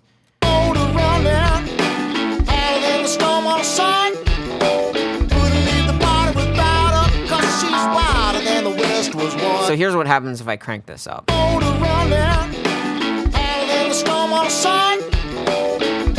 You can hear it duck a little too much, so you want it to be fast. But you can hear what happens when it's fast. It kind of... This is just like basic mastering stuff. I'm not too far as like how mastering works and everything.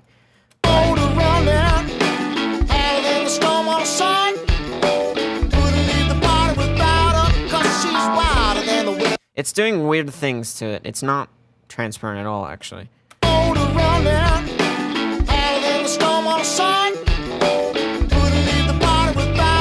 Also, we're going to bring this down to 0.1. Negative 0.1, so it's not clipping the master anymore. I'm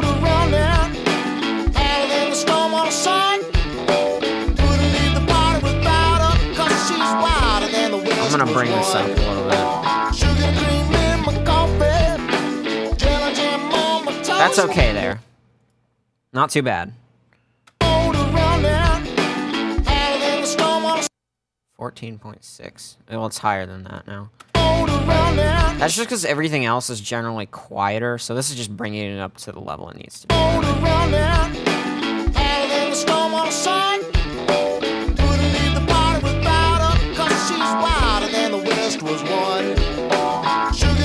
It's still pretty dry sounding. We might want to add some reverb and stuff soon. But, that'll help kind of make the mix sound more complete. Let's see. There's also background vocals we haven't touched yet. I'll do those in a sec, though, just because I want to focus on some other things.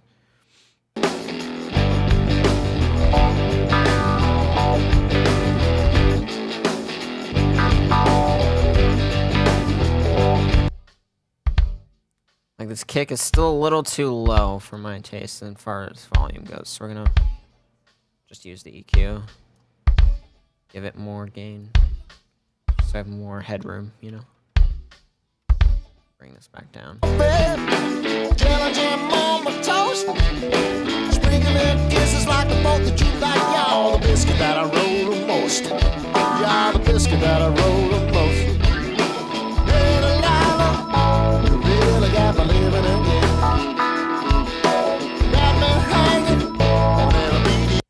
not too happy with this right now, but it's okay.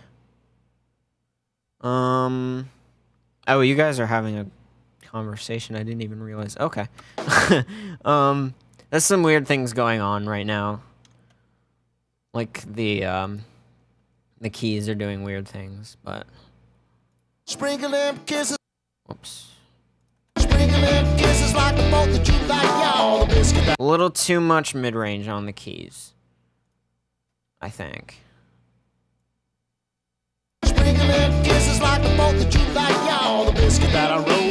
most. You're the biscuit that I That's a little better. sprinkling kisses like the boat that you like. You're the biscuit that I roll the most. You're the biscuit that I. Well, yeah, now it's a little better right now. Okay. Or it should be better now. Let's see. Sprinkling kisses like the boat that you like. You're the biscuit. Now, these headphones that I'm monitoring on, they don't have the greatest low end.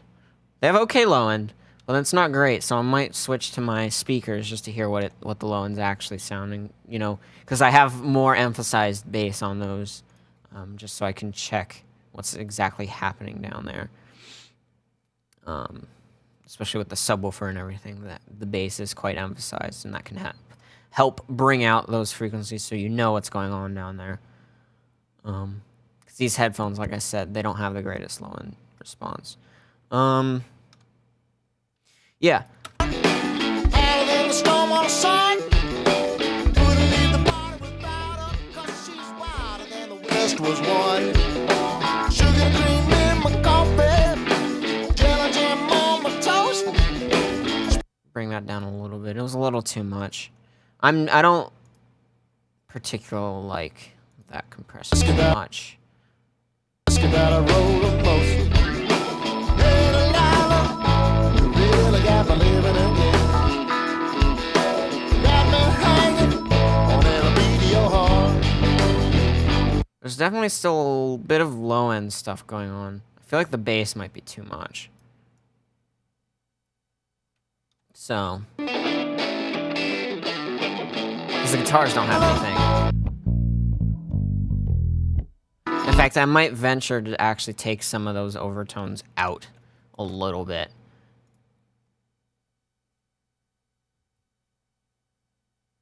Biscuit that I roll the most. Hey, Delilah. So like this stuff up here. All this might tighten the bass up a little bit in that respect. Oops.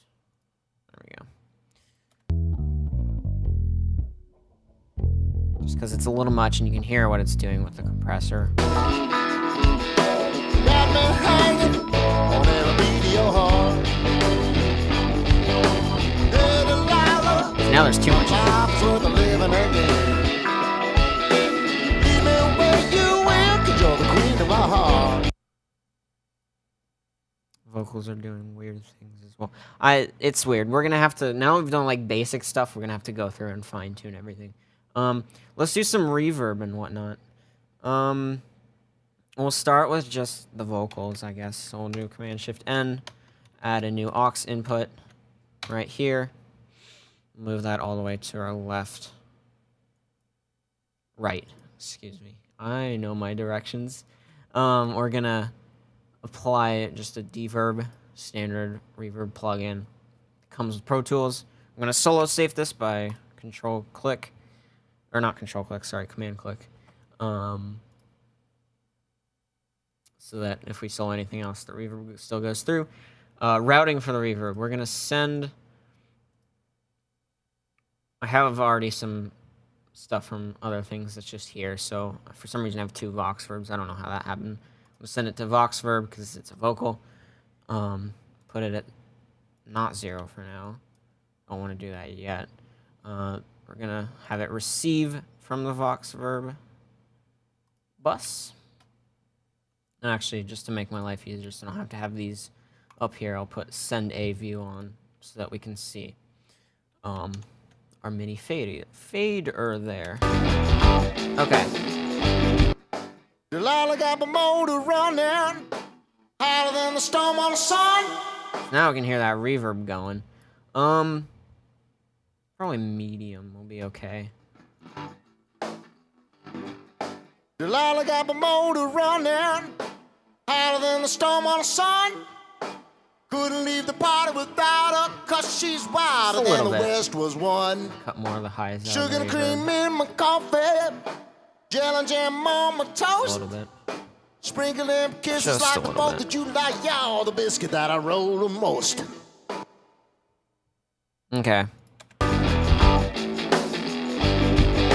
Delilah got my motor running it's not too noticeable, but you don't want it to be like ridiculously in your face, you know, because that would not be too nice. Another thing I'm gonna do is just throw on a low cut after this. You don't want any low end from your reverb going through, generally speaking. So put that pretty like there-ish.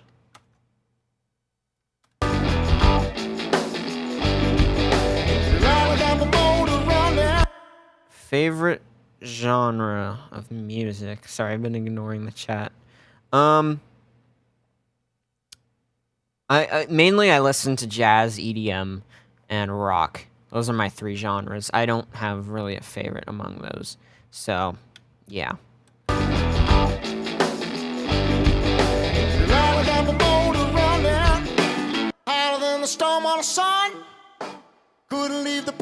Okay, I want to do some reverb on the guitars and stuff and keys, just because they're really dry. And just not.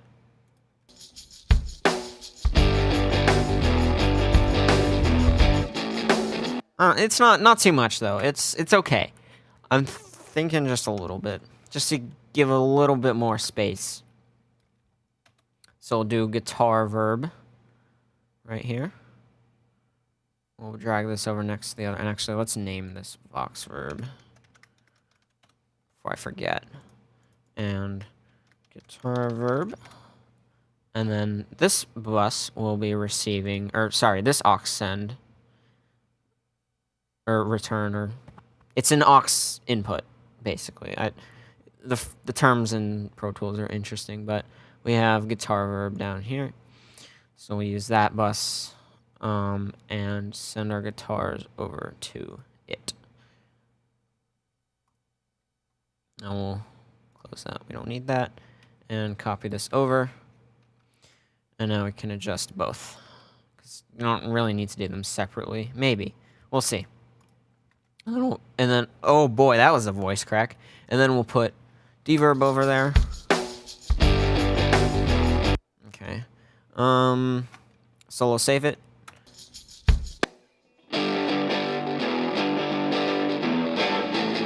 There's that reverb coming in. I'm going to copy that EQ as well, just because it has that low cut that we want. I could have used a 1-band for that, but it's no different than the 7-band as far as that's concerned.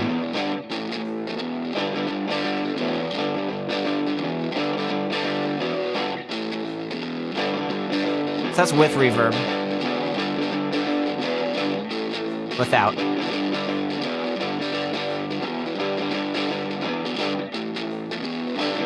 Opening them up a little bit, but it's not too much to the point where it's overpowering.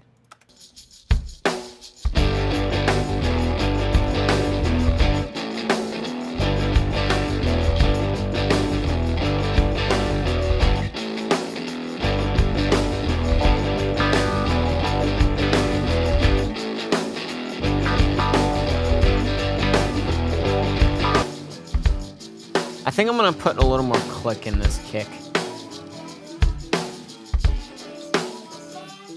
Yeah. That's better. I'll pull it down.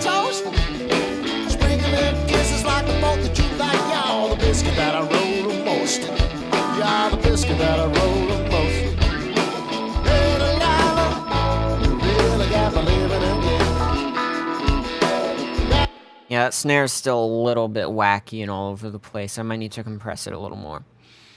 But, maybe. I don't know yet. Let's see. See imagination meme. Let's see. Or not imagination meme, sorry. Black Cat is back. Yeah. Oh, jeez. I can speak properly. Anyways, King how to shake and mold. Even talking cool.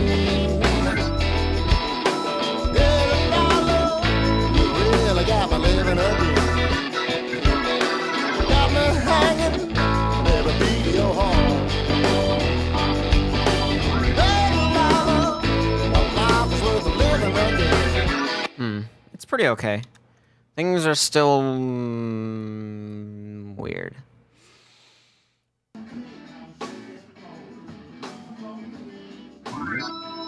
There's still too much low end on this, I think. That might be what's doing things. I just don't know how I feel about that.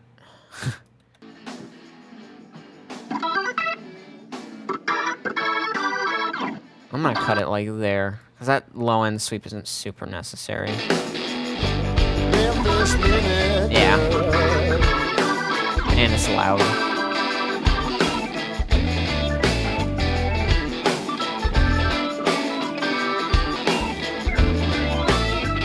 That's a little better now, okay. This guitar needs to be a little louder, maybe.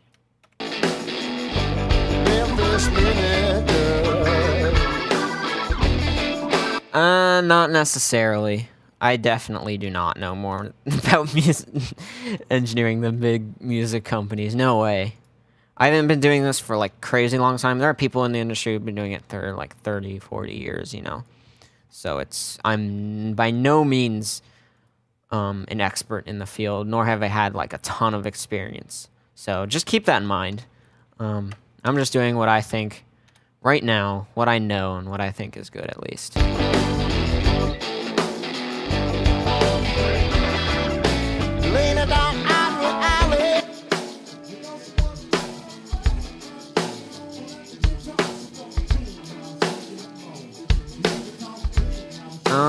Let's see.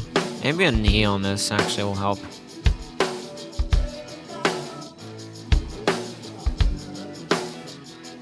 Doesn't do a whole lot.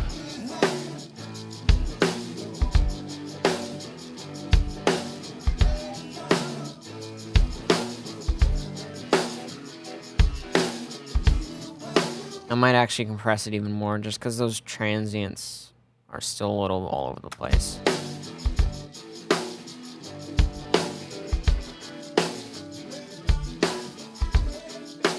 Okay.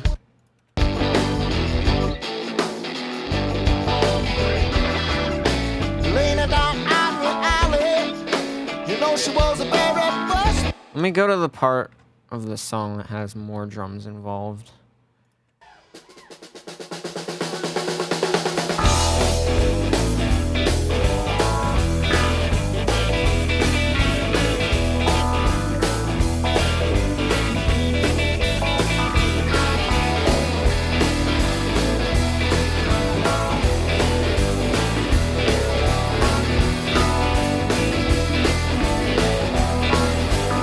It's not bad for a live mix, I would say. Right now.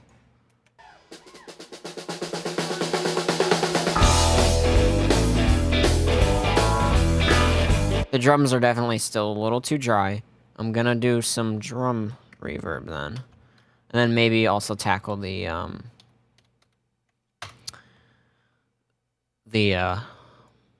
some reverb for the organ and keys, potentially. So let's put that over here and call that drum verb. We're just gonna do, we might also do a drum plate for things like the snare, which is like a plate reverb. It's a little different than what, you know, a digital room reverb would sound like. So we're gonna do drum room for this guy. I'm gonna call that drum room actually. And I think we're gonna primarily be sending the overheads to this channel in this case. So why did I just do that? That makes no sense. I was supposed to do it here. Jeez. It's been a long day. Okay, that's what I wanted to do. Solo save it. We're gonna put a deverb on it. Basic reverb plugin. And solo overheads. And send to that bus. Now, actually, we can put this to 0.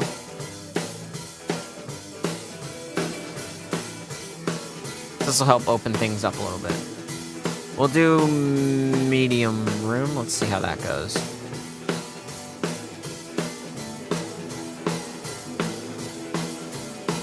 That's pretty okay. Versus, there's a bit of gain, like just reduction on the level.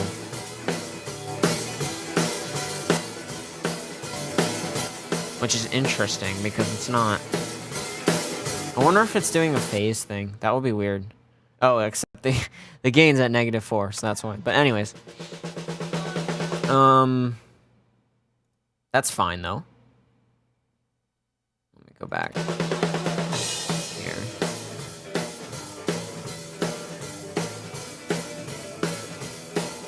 Okay.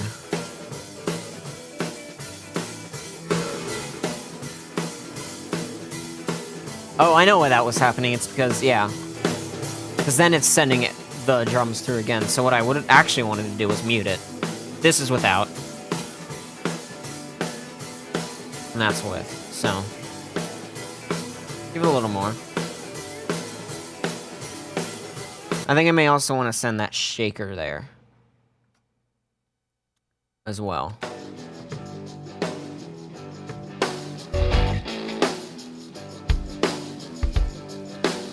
Just a little bit, maybe. Let's see, let's copy this over to the shaker.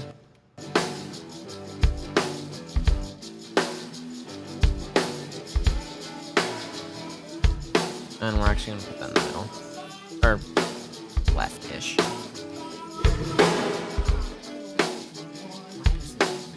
Right.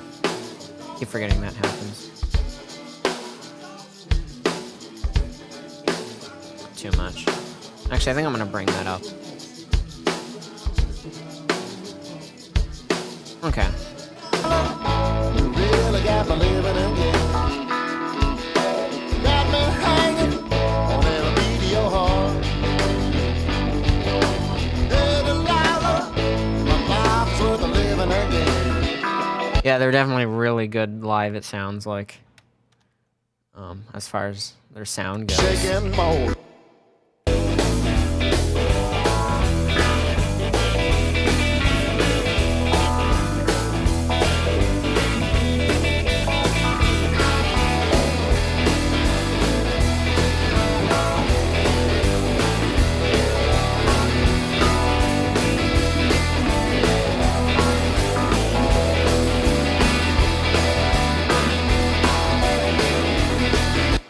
I think I'm definitely going to try a slightly different genre the next time I do this. And a studio recording rather than a live one.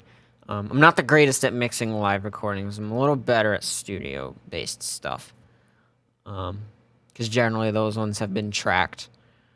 As far as like mixing other people's multitracks goes. Because generally those things they've gone through and selected takes they're going to put in their multitrack. And, you know, the best performance. This is just the live performance as you get it. There's no overdubbing. This is what you get. But generally speaking, this is a pretty good one. As far as the ones that I've worked with, this one's pretty okay.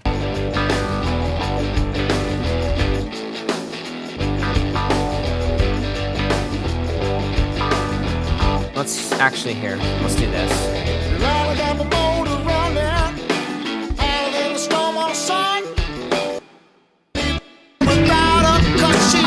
Oh, that doesn't work because the compressor's on.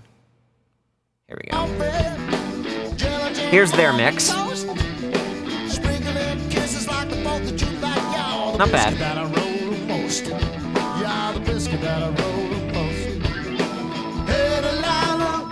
They've still got the background vocals in there. I need to do those. Okay. And now this one.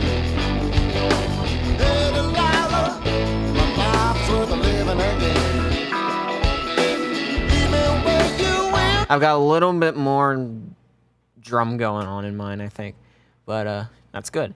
I like it that way anyways. I don't like how kind of mid-rangey and whatever these drums are in the other track. Okay. Let's see here. Also, they seem to keep their background vocals in the center, which I didn't really like too much. So let's tackle those then. We've got one bass, one guitar, and one keys. So the bass one, we could map these out as to where the instruments are in the mix. That might be a bad idea though. So we might just pick spots, because again, in the overhead, it's not too bad. And it's a little hard to tell where they are in that case.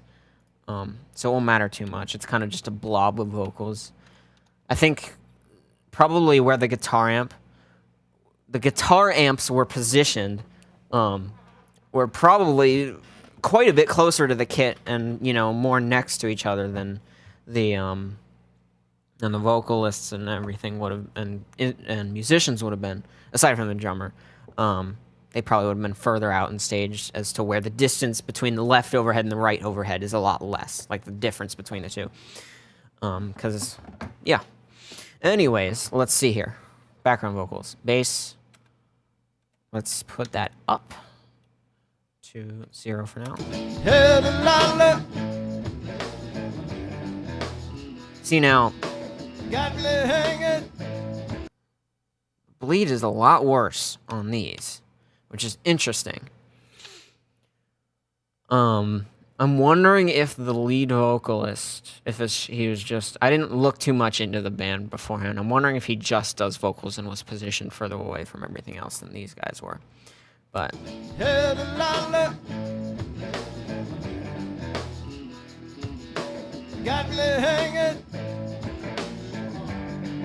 so I'll probably see what we can do with a gate. Let's see.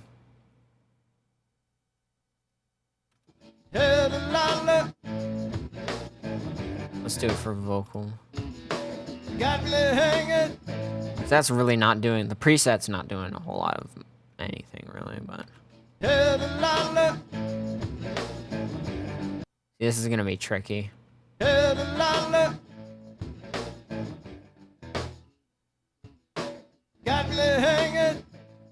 might work okay. It's a little...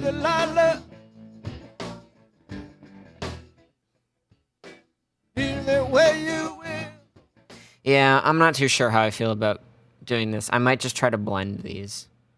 Because they're background vocals, they don't have to be quite as loud as the other ones. I might just try and blend these in with everything else. Without any gate. So let's see here. Let me solo all three of these, actually. Actually, let me group these as well. Call them BGV, because they're background vocals. And let's tackle this guy first. We can definitely... I'm hesitant to compress it, because it's definitely going to do a little bit. So we're going to be very, very slight with the compression. Like, super slight, to the point where it's like doing like 1 dB of reduction. That's a lot more than 1 dB. Like that much. Like a really small amount. Actually, we're going to turn this down because we don't want weird transients coming through. But, let's put that on all of those then. Let's see. I'm going to bring these up as well. Let's pan them a little bit. Let's put this guy over here. This guy over here. And this guy over here. Huh? You got me hanging. Let's see how we get on with that. That might be okay like that. Let's EQ first, actually. Okay, here we go. We'll start with this one and just go. They all sound basically the same. In fact, all of the vocalists sound basically the same-ish, which is interesting. Pretty high cut. They're singing in a higher register.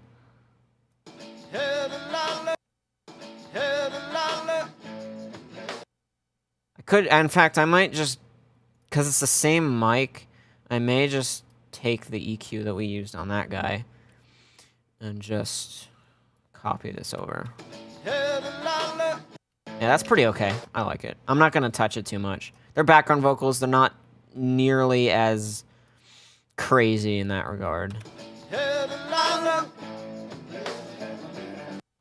The bleed's a little worse, it seems, on the bass one, so he was probably positioned somewhere closer to everything else.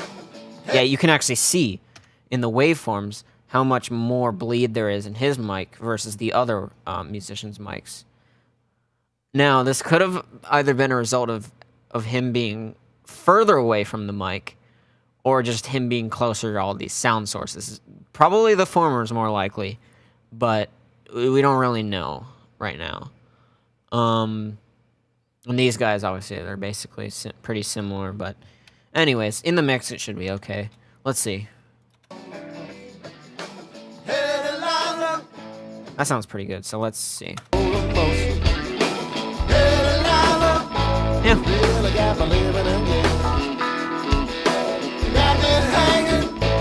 That's pretty okay. Let's reverb these guys up. Get rid of that. That doesn't need to be there. Vox verb, this one. Okay.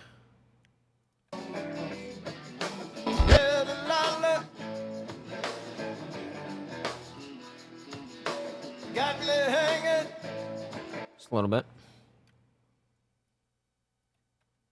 I will say, as far as like plugins go, like stock plugins in Pro Tools, the EQ is one that I really like, and the reverb I especially like. I think it sounds pretty darn great for a stock reverb. It's just nice. I don't know. There's nothing really else to say about it. That'll do. Just a little bit. Not overpowering anything. It's just gonna be there.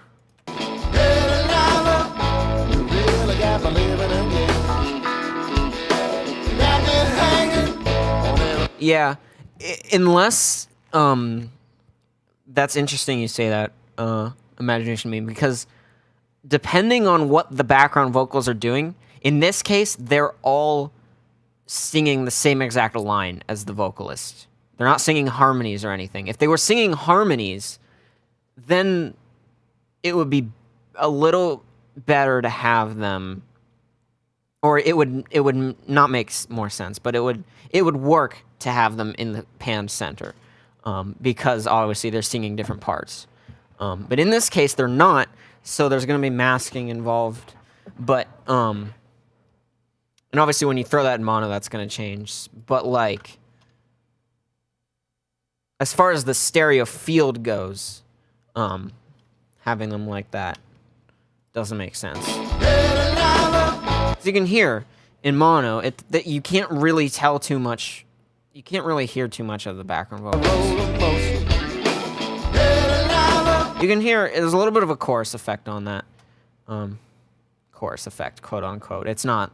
I mean, it's the effect of doubling, you know, the same line up together, and there's not really too much you can do with that about that. As far as a mono mix goes with this case. But luckily, most people listen in stereo. So, it sounds pretty good.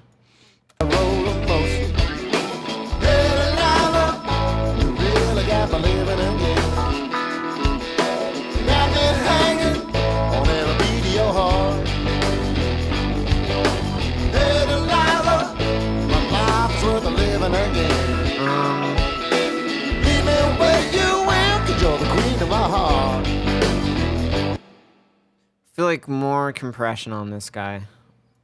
It's hard to compress live vocals. I will say that. It's hard. At least when you're doing it, you know, not when you're mixing live, but when you're, you know, mixing a live track.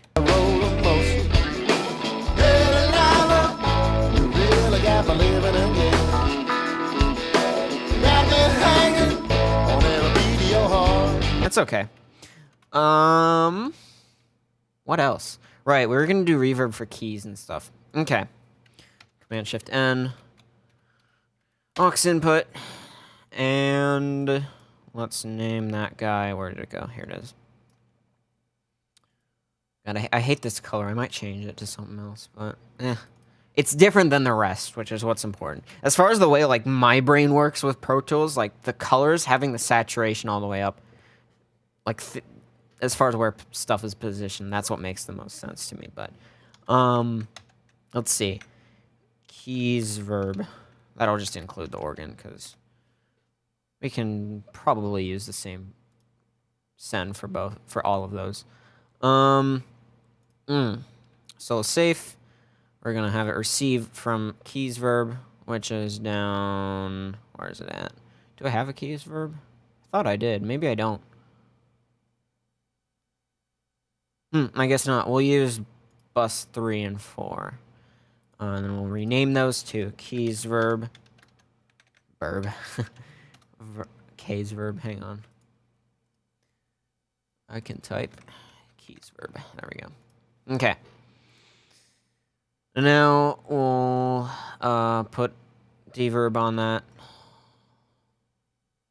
Good old deverb. There's a couple other reverbs that it includes, but I found deverb to be, generally speaking, a nice one. Like I was saying before. Okay. Keys. Let's see. This will help with these a lot because they're quite dry.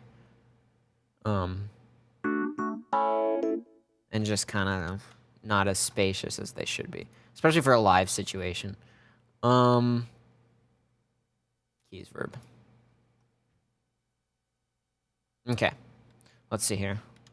Let's find a nice section. Put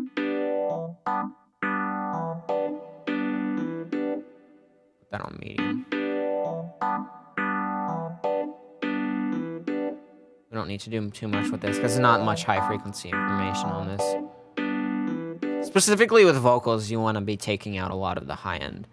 Just because if your S's are coming through the reverb and there's a long tail on that, it's gonna you're gonna notice the reverb. You don't really want to be like, oh, there's reverb there. You want to be like, the vocal sounds spacious, you know?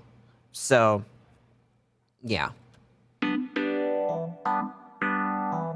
That's kind of a tangent to this, but I kind of like where that's sitting right now. Let's see about the organ. I'll just copy that, send over.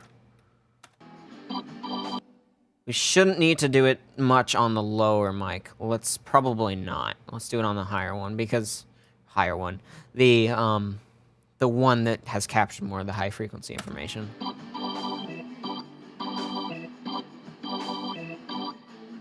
That's probably going to be okay there. You are the queen. You are the queen. You are the queen. Yeah. You are the queen. You are the queen. Oh, I'm looping that section. I was like, why is this happening? Okay. I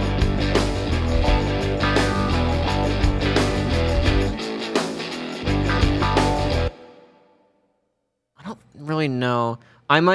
Let's see about this weird room mic thing that was doing things.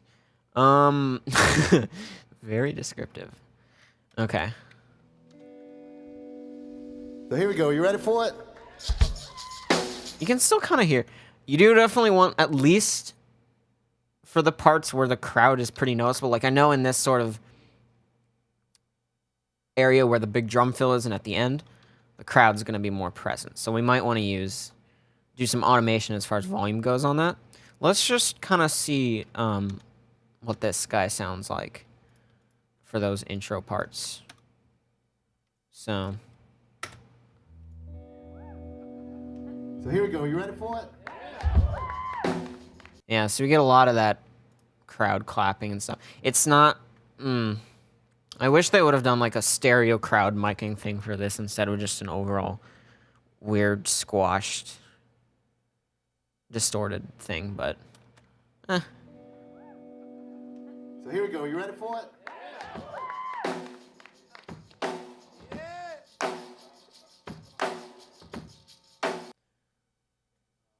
It's definitely lacking a bit up here. So here we go. You ready for it?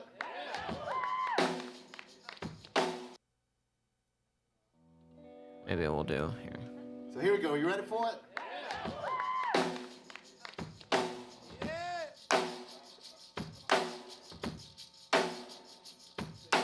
Get a little brilliance in that mic. Okay, and now this is interesting. Making this spacious, because it's mono.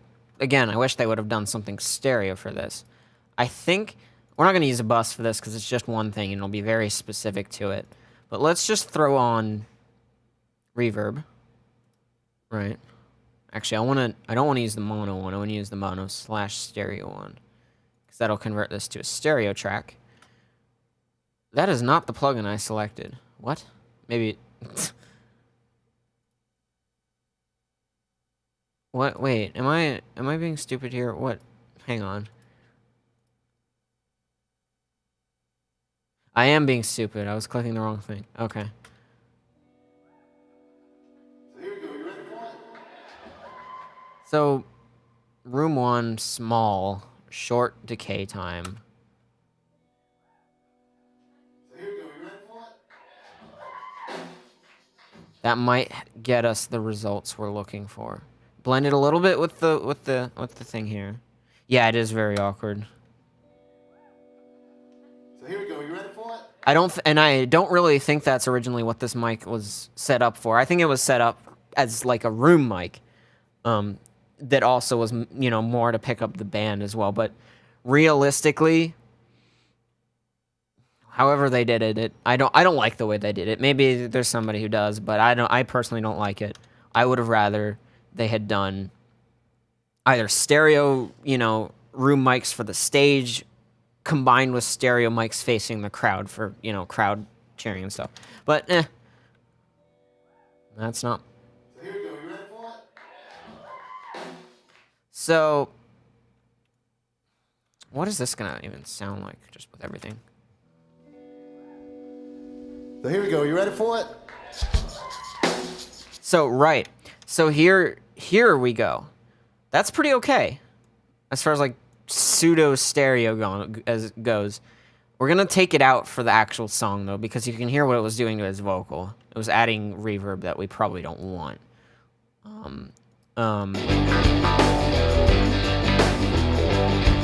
Well, it does have a cool sound to it, actually.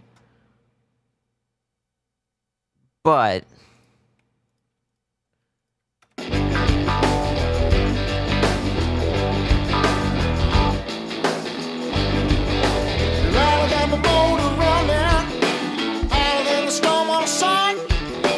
it definitely gives it more of a live feel. I will say that. But I think this one I'm just gonna decide. It's good either way, honestly. I think I'm gonna decide to do what I was talking about before, which is automate it so it comes up during the parts where crowd cheers and stuff happens. So we got that mic, right? So let's see. Room, we're gonna open our volume automation for just that one. And we're gonna open that up. That's the button that does that is E, but alright, so we're gonna zoom in here. So here we go. You ready for it?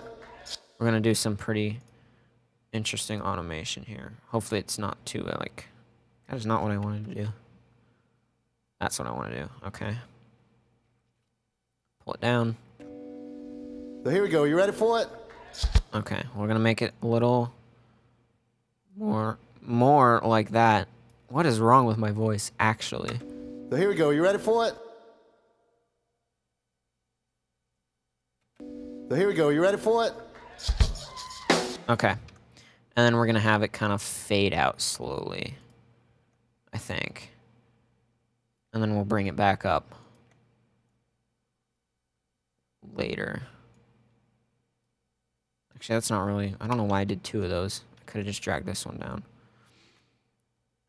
So here we go. You ready for it? What happened there?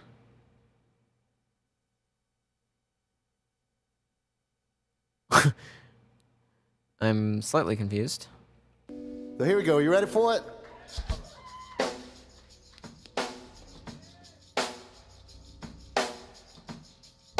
What am I listening to right now?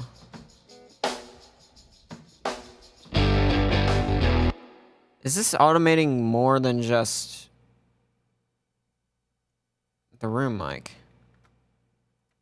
So here we go. You ready for it? Oh, that explains it. Duh. So here we go. You ready for it? But then, what? So here we go. You ready for it? I'm so confused why that's also automating the other drums. Is it doing it on all of them? And I just don't know. Yeah. Ha ha ha. Okay. Right. We don't want to do that. So we're going to undo all this just because we don't want to do that. I want to turn this group off because that was bad and I don't want that to happen.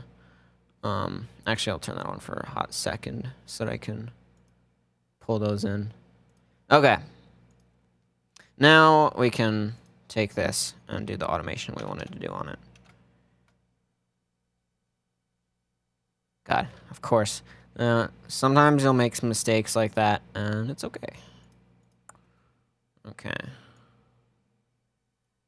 Bring these down like we had them sort of before. So here we go. You ready for it? Okay. That's better. Now we can have it go like that. So here we go. You ready for it?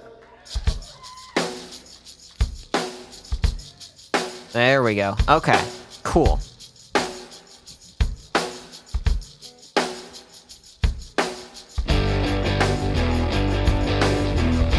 Let's skip ahead to the part where I think this is it.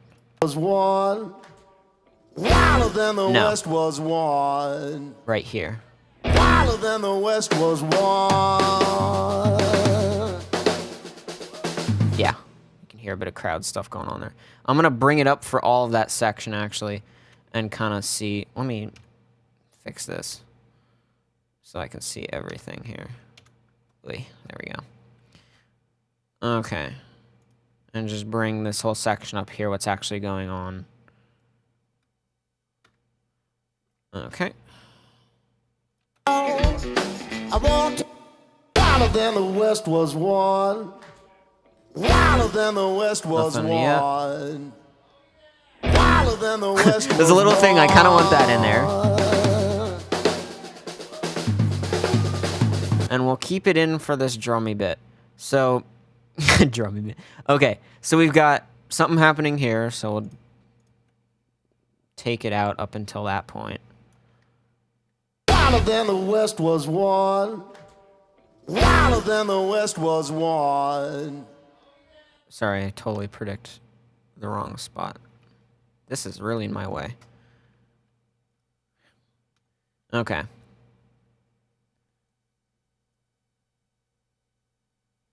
Move it to here-ish. Okay. Wilder than the West was one. We're gonna have that more instantaneous. Wilder than the West was one. Okay, and then it'll... Actually, we'll get it, like, right when he does that, and then have it just drop out extra quick. Wilder than the West was one. Wilder than the West. Oh, yeah. Wait a minute. Wilder than. Not that quick, though, because that's, like... You can hear it cut off. Wilder than the That's West better. was one. And then it'll come up for this bit where he's going nuts. Wilder than the West was one.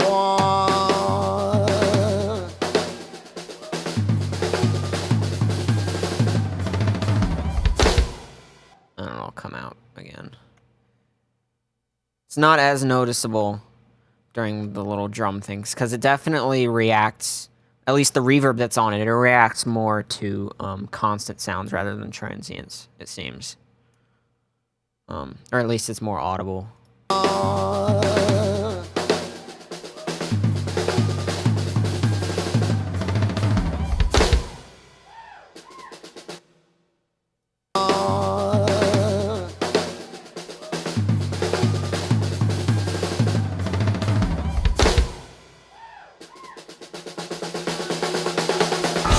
And there you go. Okay. And then it'll come back up for the ending. So, let's see. I need to not have you do that. And pull this up. Okay. let's see here.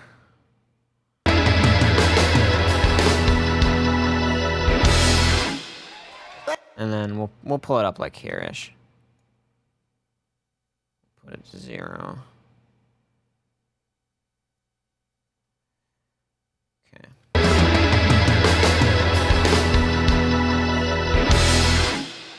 Thank you kindly, everybody. Appreciate it a lot. Thank you very much. Okay, cool. That's kind of what we're going for here. That's not too bad. I'm happy with that. I did make... Actually, these are kind of quiet, but... It's fine. I kind of like... it was alright.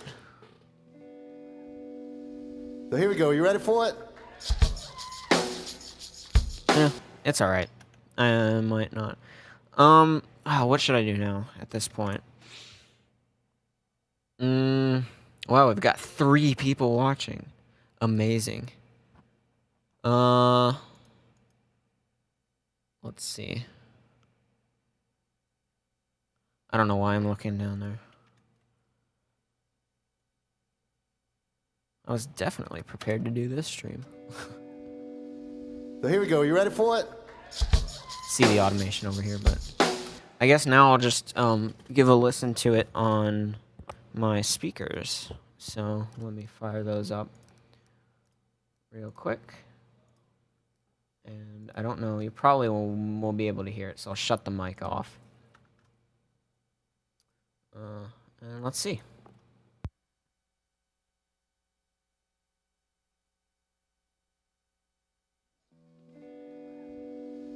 So here we go. You ready for it?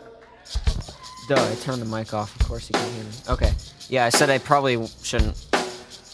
Or I probably will revisit this mix at some point. But let's see.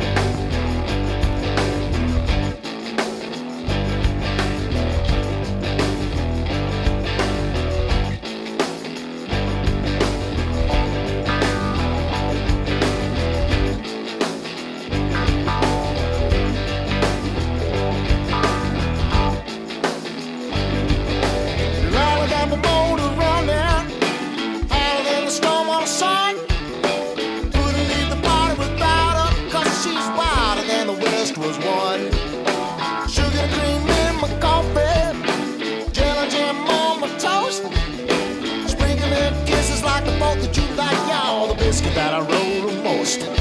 Y'all the biscuit that I roll the most. Hey, lover, you really got me living again. Got me. All right. Let's see. Yes, you are still there. Okay. That sounds alright. It's still a little rough. It's not perfect by any means. It's pretty good for a live mix, though, I think. Yeah. Let me shut the speakers off now. There we go.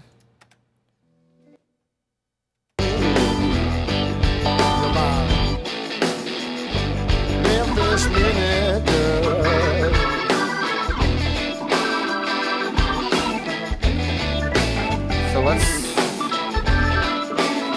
thanks, dude. Okay, let's listen to that in comparison to the other mix, then, I guess. Why not?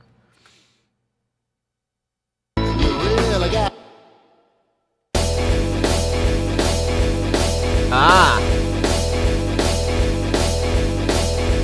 That's looping, but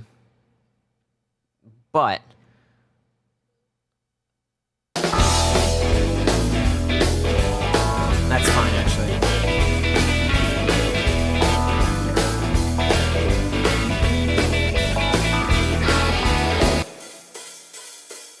This hi-hat definitely needs more this and less of, like, that. I'm so descriptive with this stuff. Oh.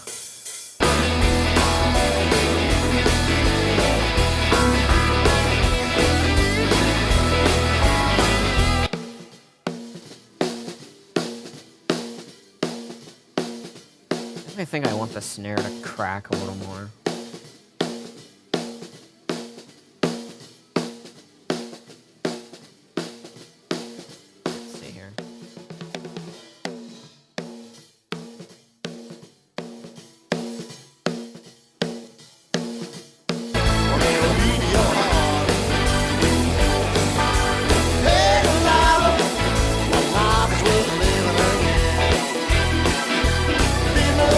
Now it's a little clicky. You can hear that clickiness that it's got, which, I think in combination with the mastering compression.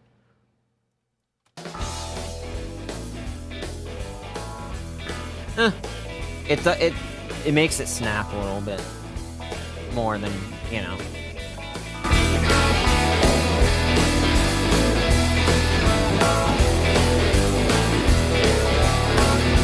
More than I would want.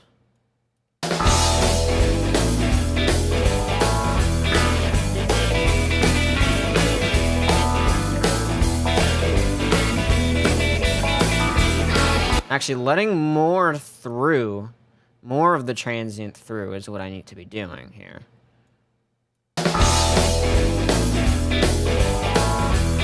Yeah, okay. Because doing it too short kind of does things.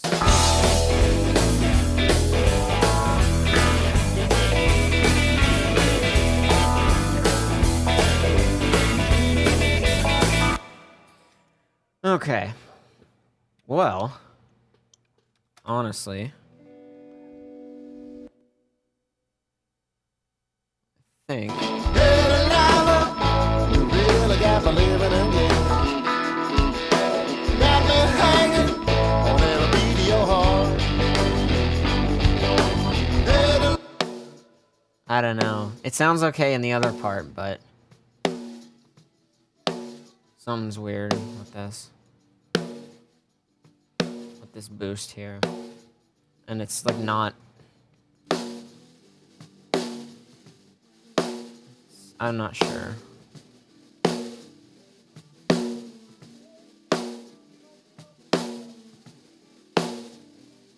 She taught the king how to shake and mold. She even taught the king how to shake and mold. That's okay, actually. She even taught the king. Yeah, Delilah, you really got me living again. Got me hanging on every beat of your heart. I think some of his hits are just a little strange. As to where he hit the drum kind of funny. Or different, I should say. Not funny, but okay.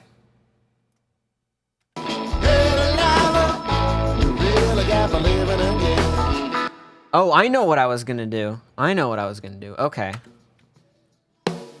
That might actually help with that kind of weird snare sound. Maybe. I was gonna put a plate reverb on some elements here. So drum plate. Okay. And reverb. And we'll receive from drum plate. Where are you at? Up here. Okay, solo safe. And let's see. Hello, Thomas Gonzalez. How's it going? Let's see. Now I can send to drum plate.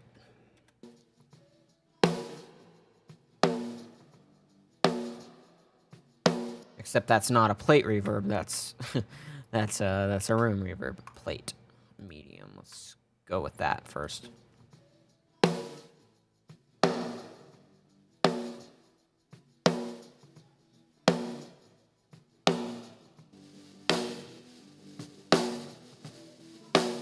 Sounds a little strange.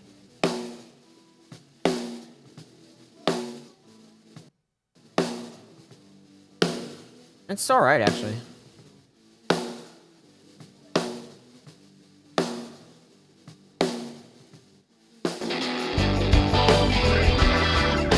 Leaning down out the alley, you know she was a very first motherfucker on electric guitar. She told the king how to Now we're talking. That's nice. I don't think the toms need it. That would be the other thing I would put them on, put the plate on. Wilder than the West was won.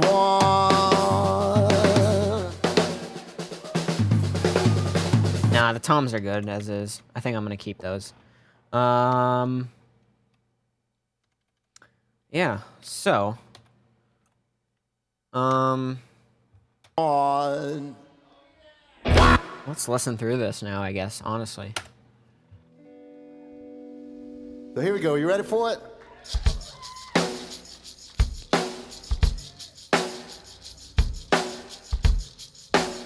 See, now that snare has that sound that I was looking for. It's not as dry.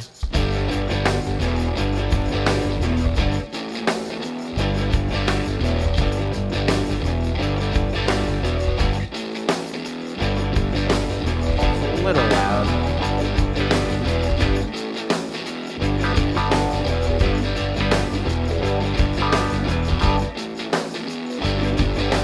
Now got the motor running, out in the storm on the sun. Couldn't leave the party without her, 'cause she's wilder than the West was one. Sugar and cream in my coffee, jell and jam on my toast. Sprinkling kisses like the 4th of July. Y'all the biscuit that I roll the most. Y'all the biscuit that I roll the most. This is sounding good now.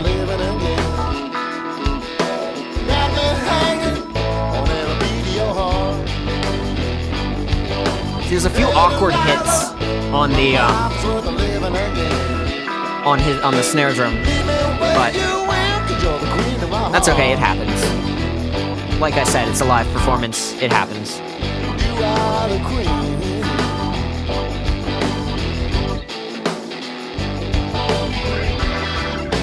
Lena down out in the alley. You know she was a very first motherfucker on electric guitar. She taught the king how to shake and mold. She even taught the king how to shake and mold. Even taught the king. Yeah, Lila, you really got me living again. Got me hanging, never beat your heart. I'm gonna throw an analyzer on here so I can see. Where's that? Now, this is not okay. This is not a stock plugin. This analyzer that I want to put on here just to see things. But as far as like what I actually used to mix this on, yes, I did. So let's go master here. And where were we? We were probably like here. Crazy, mixed up world. You are the queen.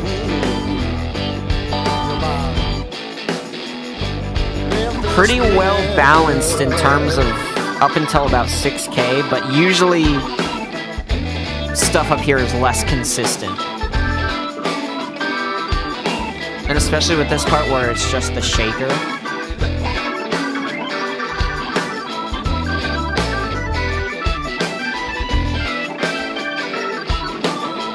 Oh, for sure. It definitely sounds better than what we started with. See, now you've got all that information up here. And when the hi-hat comes in. Wilder than the West was one. Wilder than the West was one.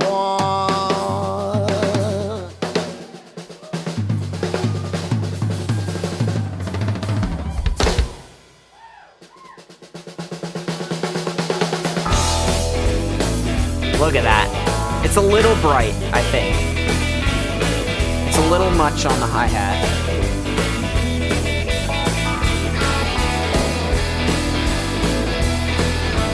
I'll put it like there. That's pretty okay.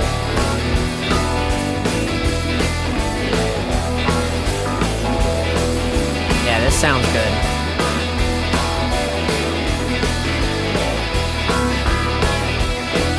I have noticed there's a bit lacking between 6 and 8K, generally speaking. This is sort of like mastering what I'm doing right now. So I'm just going to throw an EQ on the master bus and put those frequencies back in. That are kind of missing there. You can see it's still missing here. So we're going to go...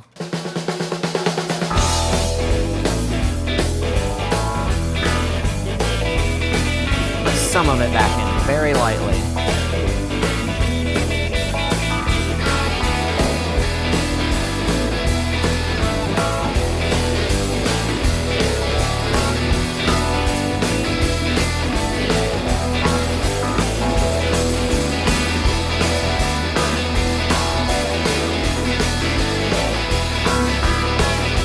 better.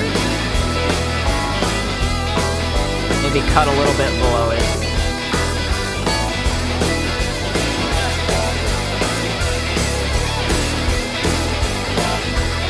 The whole mix is a little kind of tilted like this, you know, as far as like balance goes. So I might just do, I wish I had like a tilt EQ kind of thing on here, but I might just kind of go like this. Reduce everything. Now we've got a pretty good balance. Like, look at that. That's beautiful. Yeah, Pro Tools, it costs a lot of money, actually. I'm a student, so I get an $8 a month sort of deal on it. But normally, Pro Tools costs... Let's see.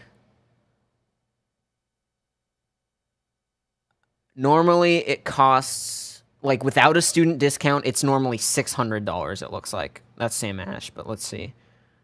Shop.avid. Yeah. It's actually... Okay. So, Pro Tools... Normally... Okay. This is interesting. So, Pro Tools pricing. It's normally $25 a month, which is a lot. If you're not a student and you're just buying it outright. $2.99 one-year subscription paid up front. So, that's for the whole year. Then there's a $30 plan, which I guess has some difference between this one.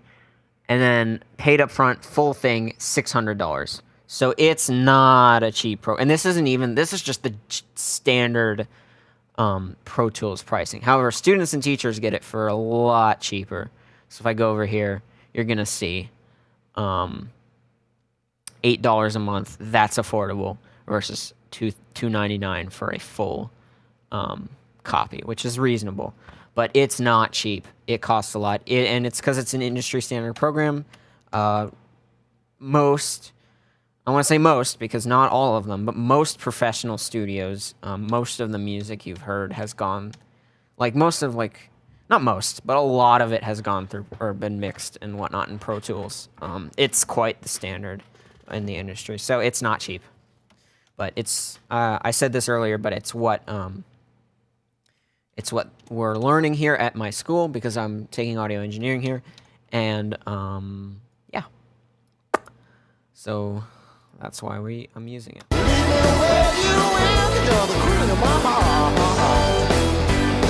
So yeah, this is sounding great, honestly. I'm really happy with this now, more so than I was before. Now let's look at the this mix, the reference mix that they provided. We're gonna turn off our EQs and our compressor and just look at what we've got here. Or listen. Look and listen.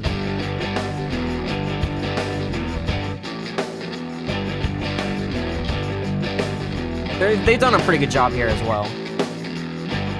Again, this intro part, or not this intro part, but the majority of the song, realistically, with the shaker, doesn't have much treble, but... Yeah. Not the greatest, not gonna lie. So here's their mix. And the West was one. Wilder than the West was one. There's a weird phase thing going on with the tom there. The drums don't have a good stereo spread And either. the West was one. Let me skip ahead.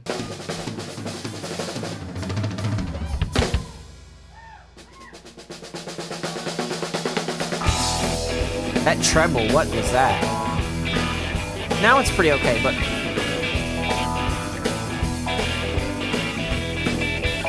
The hi-hat's like coming from two different places because it sounds like they have it panned quite hard left, but then there's like other frequencies probably being picked up from room mics or something. Not room mics, but other mics around stage, and it's like centered. So that's kind of weird, the way they've done that. Yeah, I definitely would say I can confidently say I've done a better job than that mix, at least, which is good.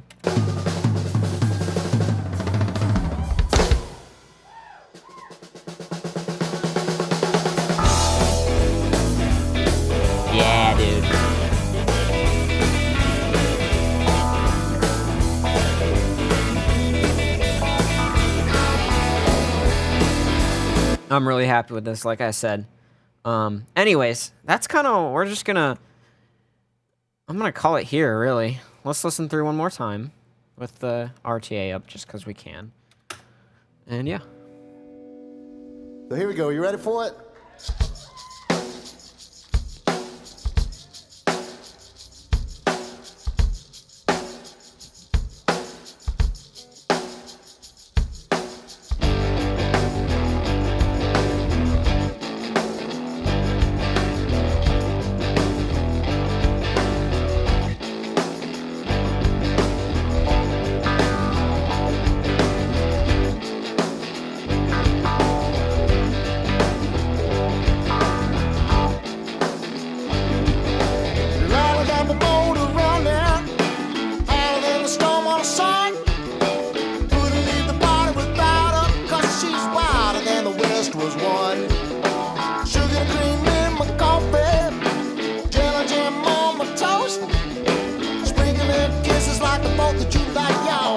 That I roll the most. Yeah, the biscuit that I roll the most.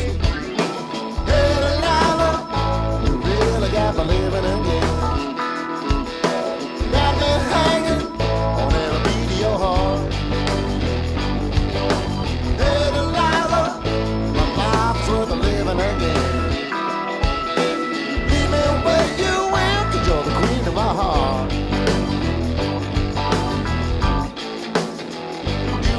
The queen.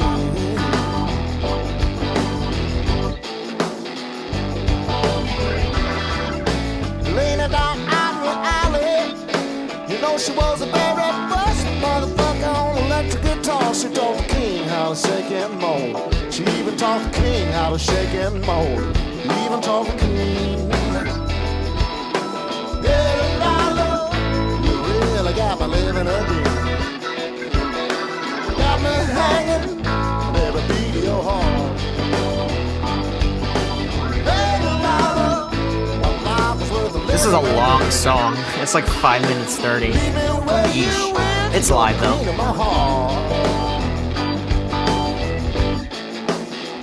You are the queen.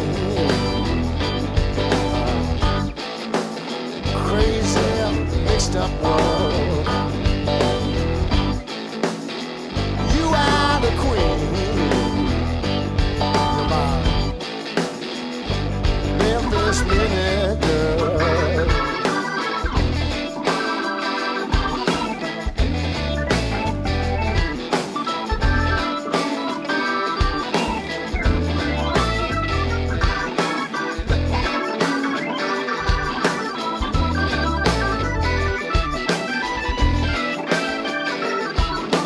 Never met me in the morning. I woke up and she was gone. I won't tell the story so the whole world knows. She wilder than the West was won. Wilder than the West was won. Wilder than the West was won.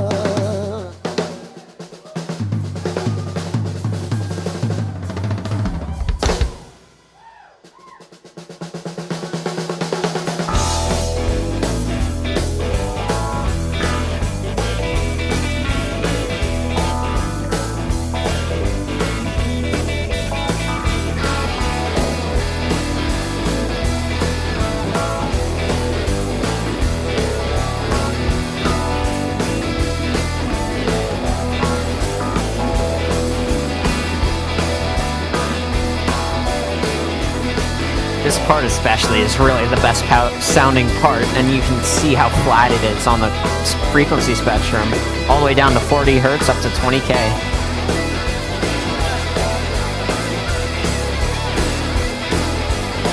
There's like a little bit of a dip at like 150, but it's not that bad, really.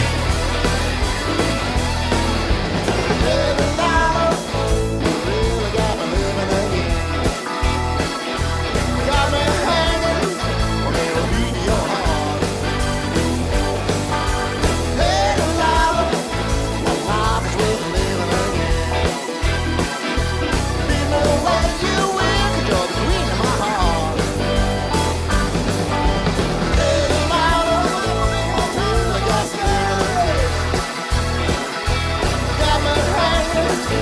vocals are a little quiet and lost here, but it's not that bad.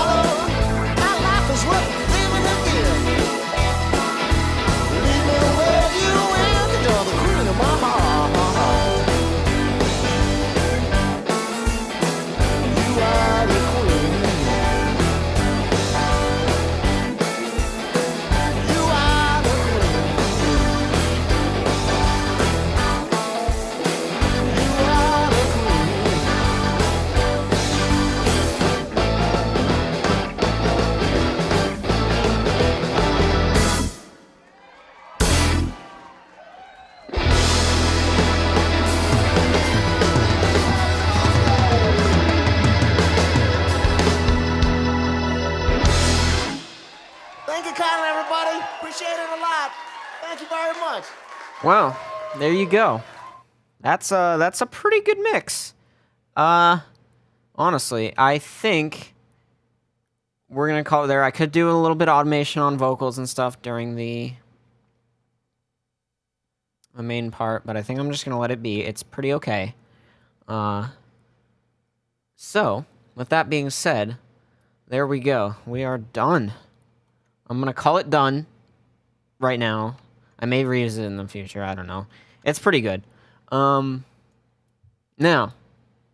yeah. So basically, let's see what else. Oh, you know what? I can give the 5 people who are watching a little preview of something I've been working on. It's a little bit of EDM actually produced in this, a little bit of future bass. So if you're interested, then yeah, let's see here.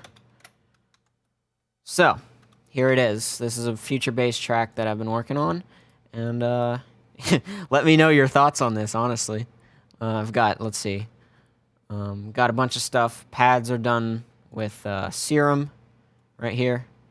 Yep, there it is. The ARP was actually done with Expand, and some other stuff. Drums are samples, obviously. Effects are samples. These are all Expand instruments. The orchestra. You'll hear. You'll hear.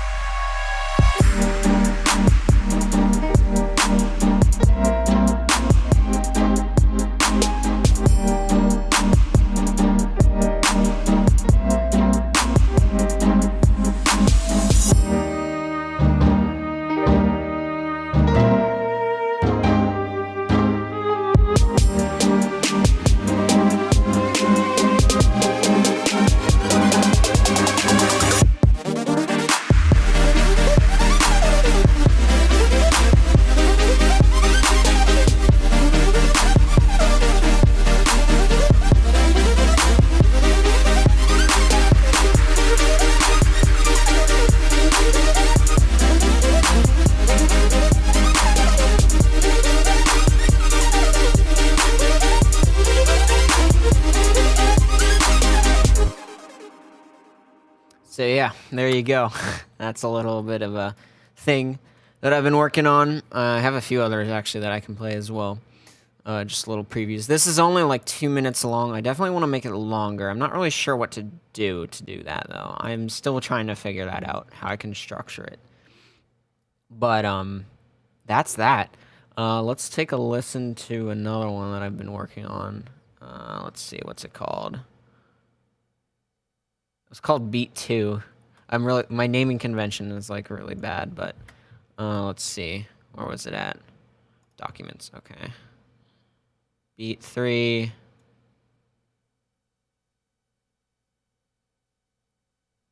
Beat 2. There it is. Okay. Yes. Alrighty. Here's this one. It's a little simpler. Let's see what's this going on about. Automatically find and relink. Okay, cool. That should do. Oh, it didn't. Okay. I'm not sure what it didn't find. We'll have to see. Oh, wrong one. Crap. Okay. There we go. It doesn't matter. Okay, so here's this one. This one's a bit different. This is like more of a trap kind of beat thing.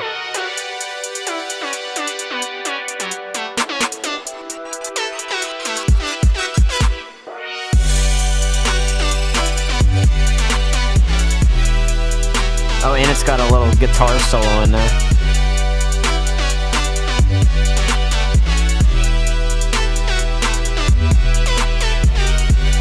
Oh, that's what it couldn't find. Hang on. No, never mind. It's there. I was just looking at the wrong thing.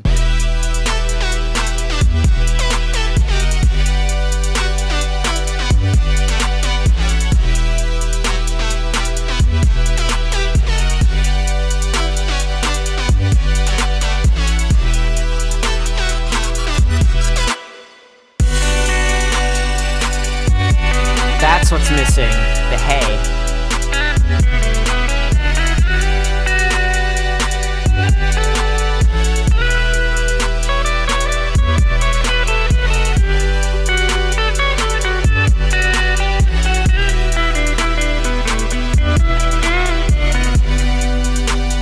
That's okay though, that's not... I don't know why I couldn't find that. Yeah, so that's that. Pretty simple. That's weird that it couldn't find the hay sound. I might have to put that in again. That's okay. That's not too bad. So yeah, I might have moved it. That's that one. And then the other one, beat 3, which now doesn't show up in there, of course. That I can show off really quick. So why not? This one's more of like a hip-hoppy, borderline lo-fi song. It's more like vlog music, you know, that kind of deal. Oh, why is it doing that? No scrolling. There we go. Or wait, no. There.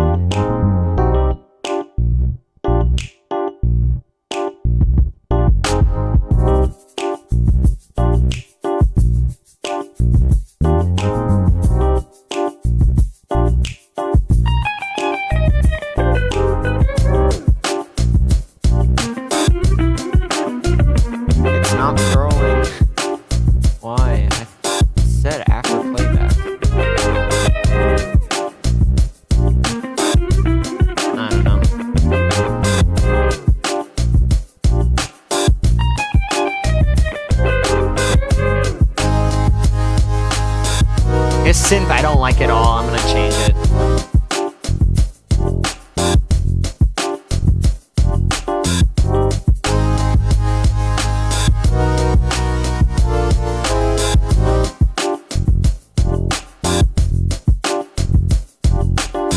What I do like in this is the guitar and the bass, especially. Like coming up with that was pretty cool. And then the bass is doing like a doo-doo, doo-doo, doo-doo, doo-doo.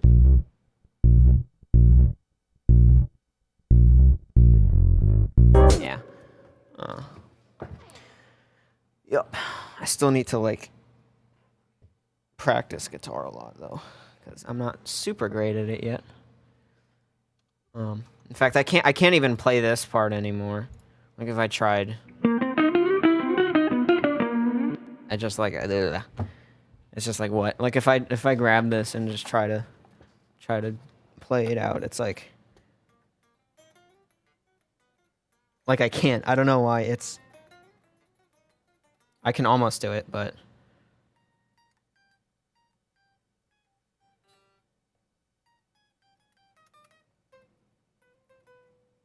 jeez, what am I doing? I really can't, like, right now.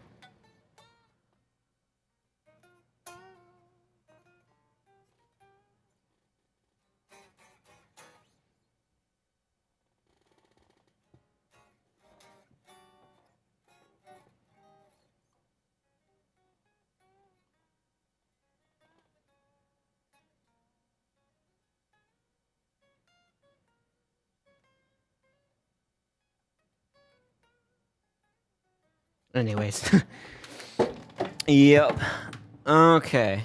Yeah, so that's basically it for this stream, honestly. I'm, like, tired and stuff, so I think I'm going to end the stream soon.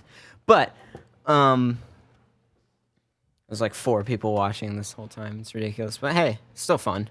I enjoyed doing this. Definitely.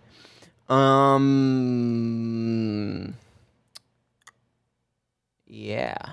I'm thinking about doing like a stream where I do like reviews of like speaker blowouts or something. I don't know, or like just review like looking at like just audio video, like video stuff on YouTube about audio shit and just like not reviewing it, but just like reacting to it and reviewing it just on the stream just for fun. I don't know, maybe. I don't have a whole lot of time here. Like at this time space that I had, I wanted to do this, but I don't know. We'll see. So yeah, I'm gonna end the stream now. So see you guys later.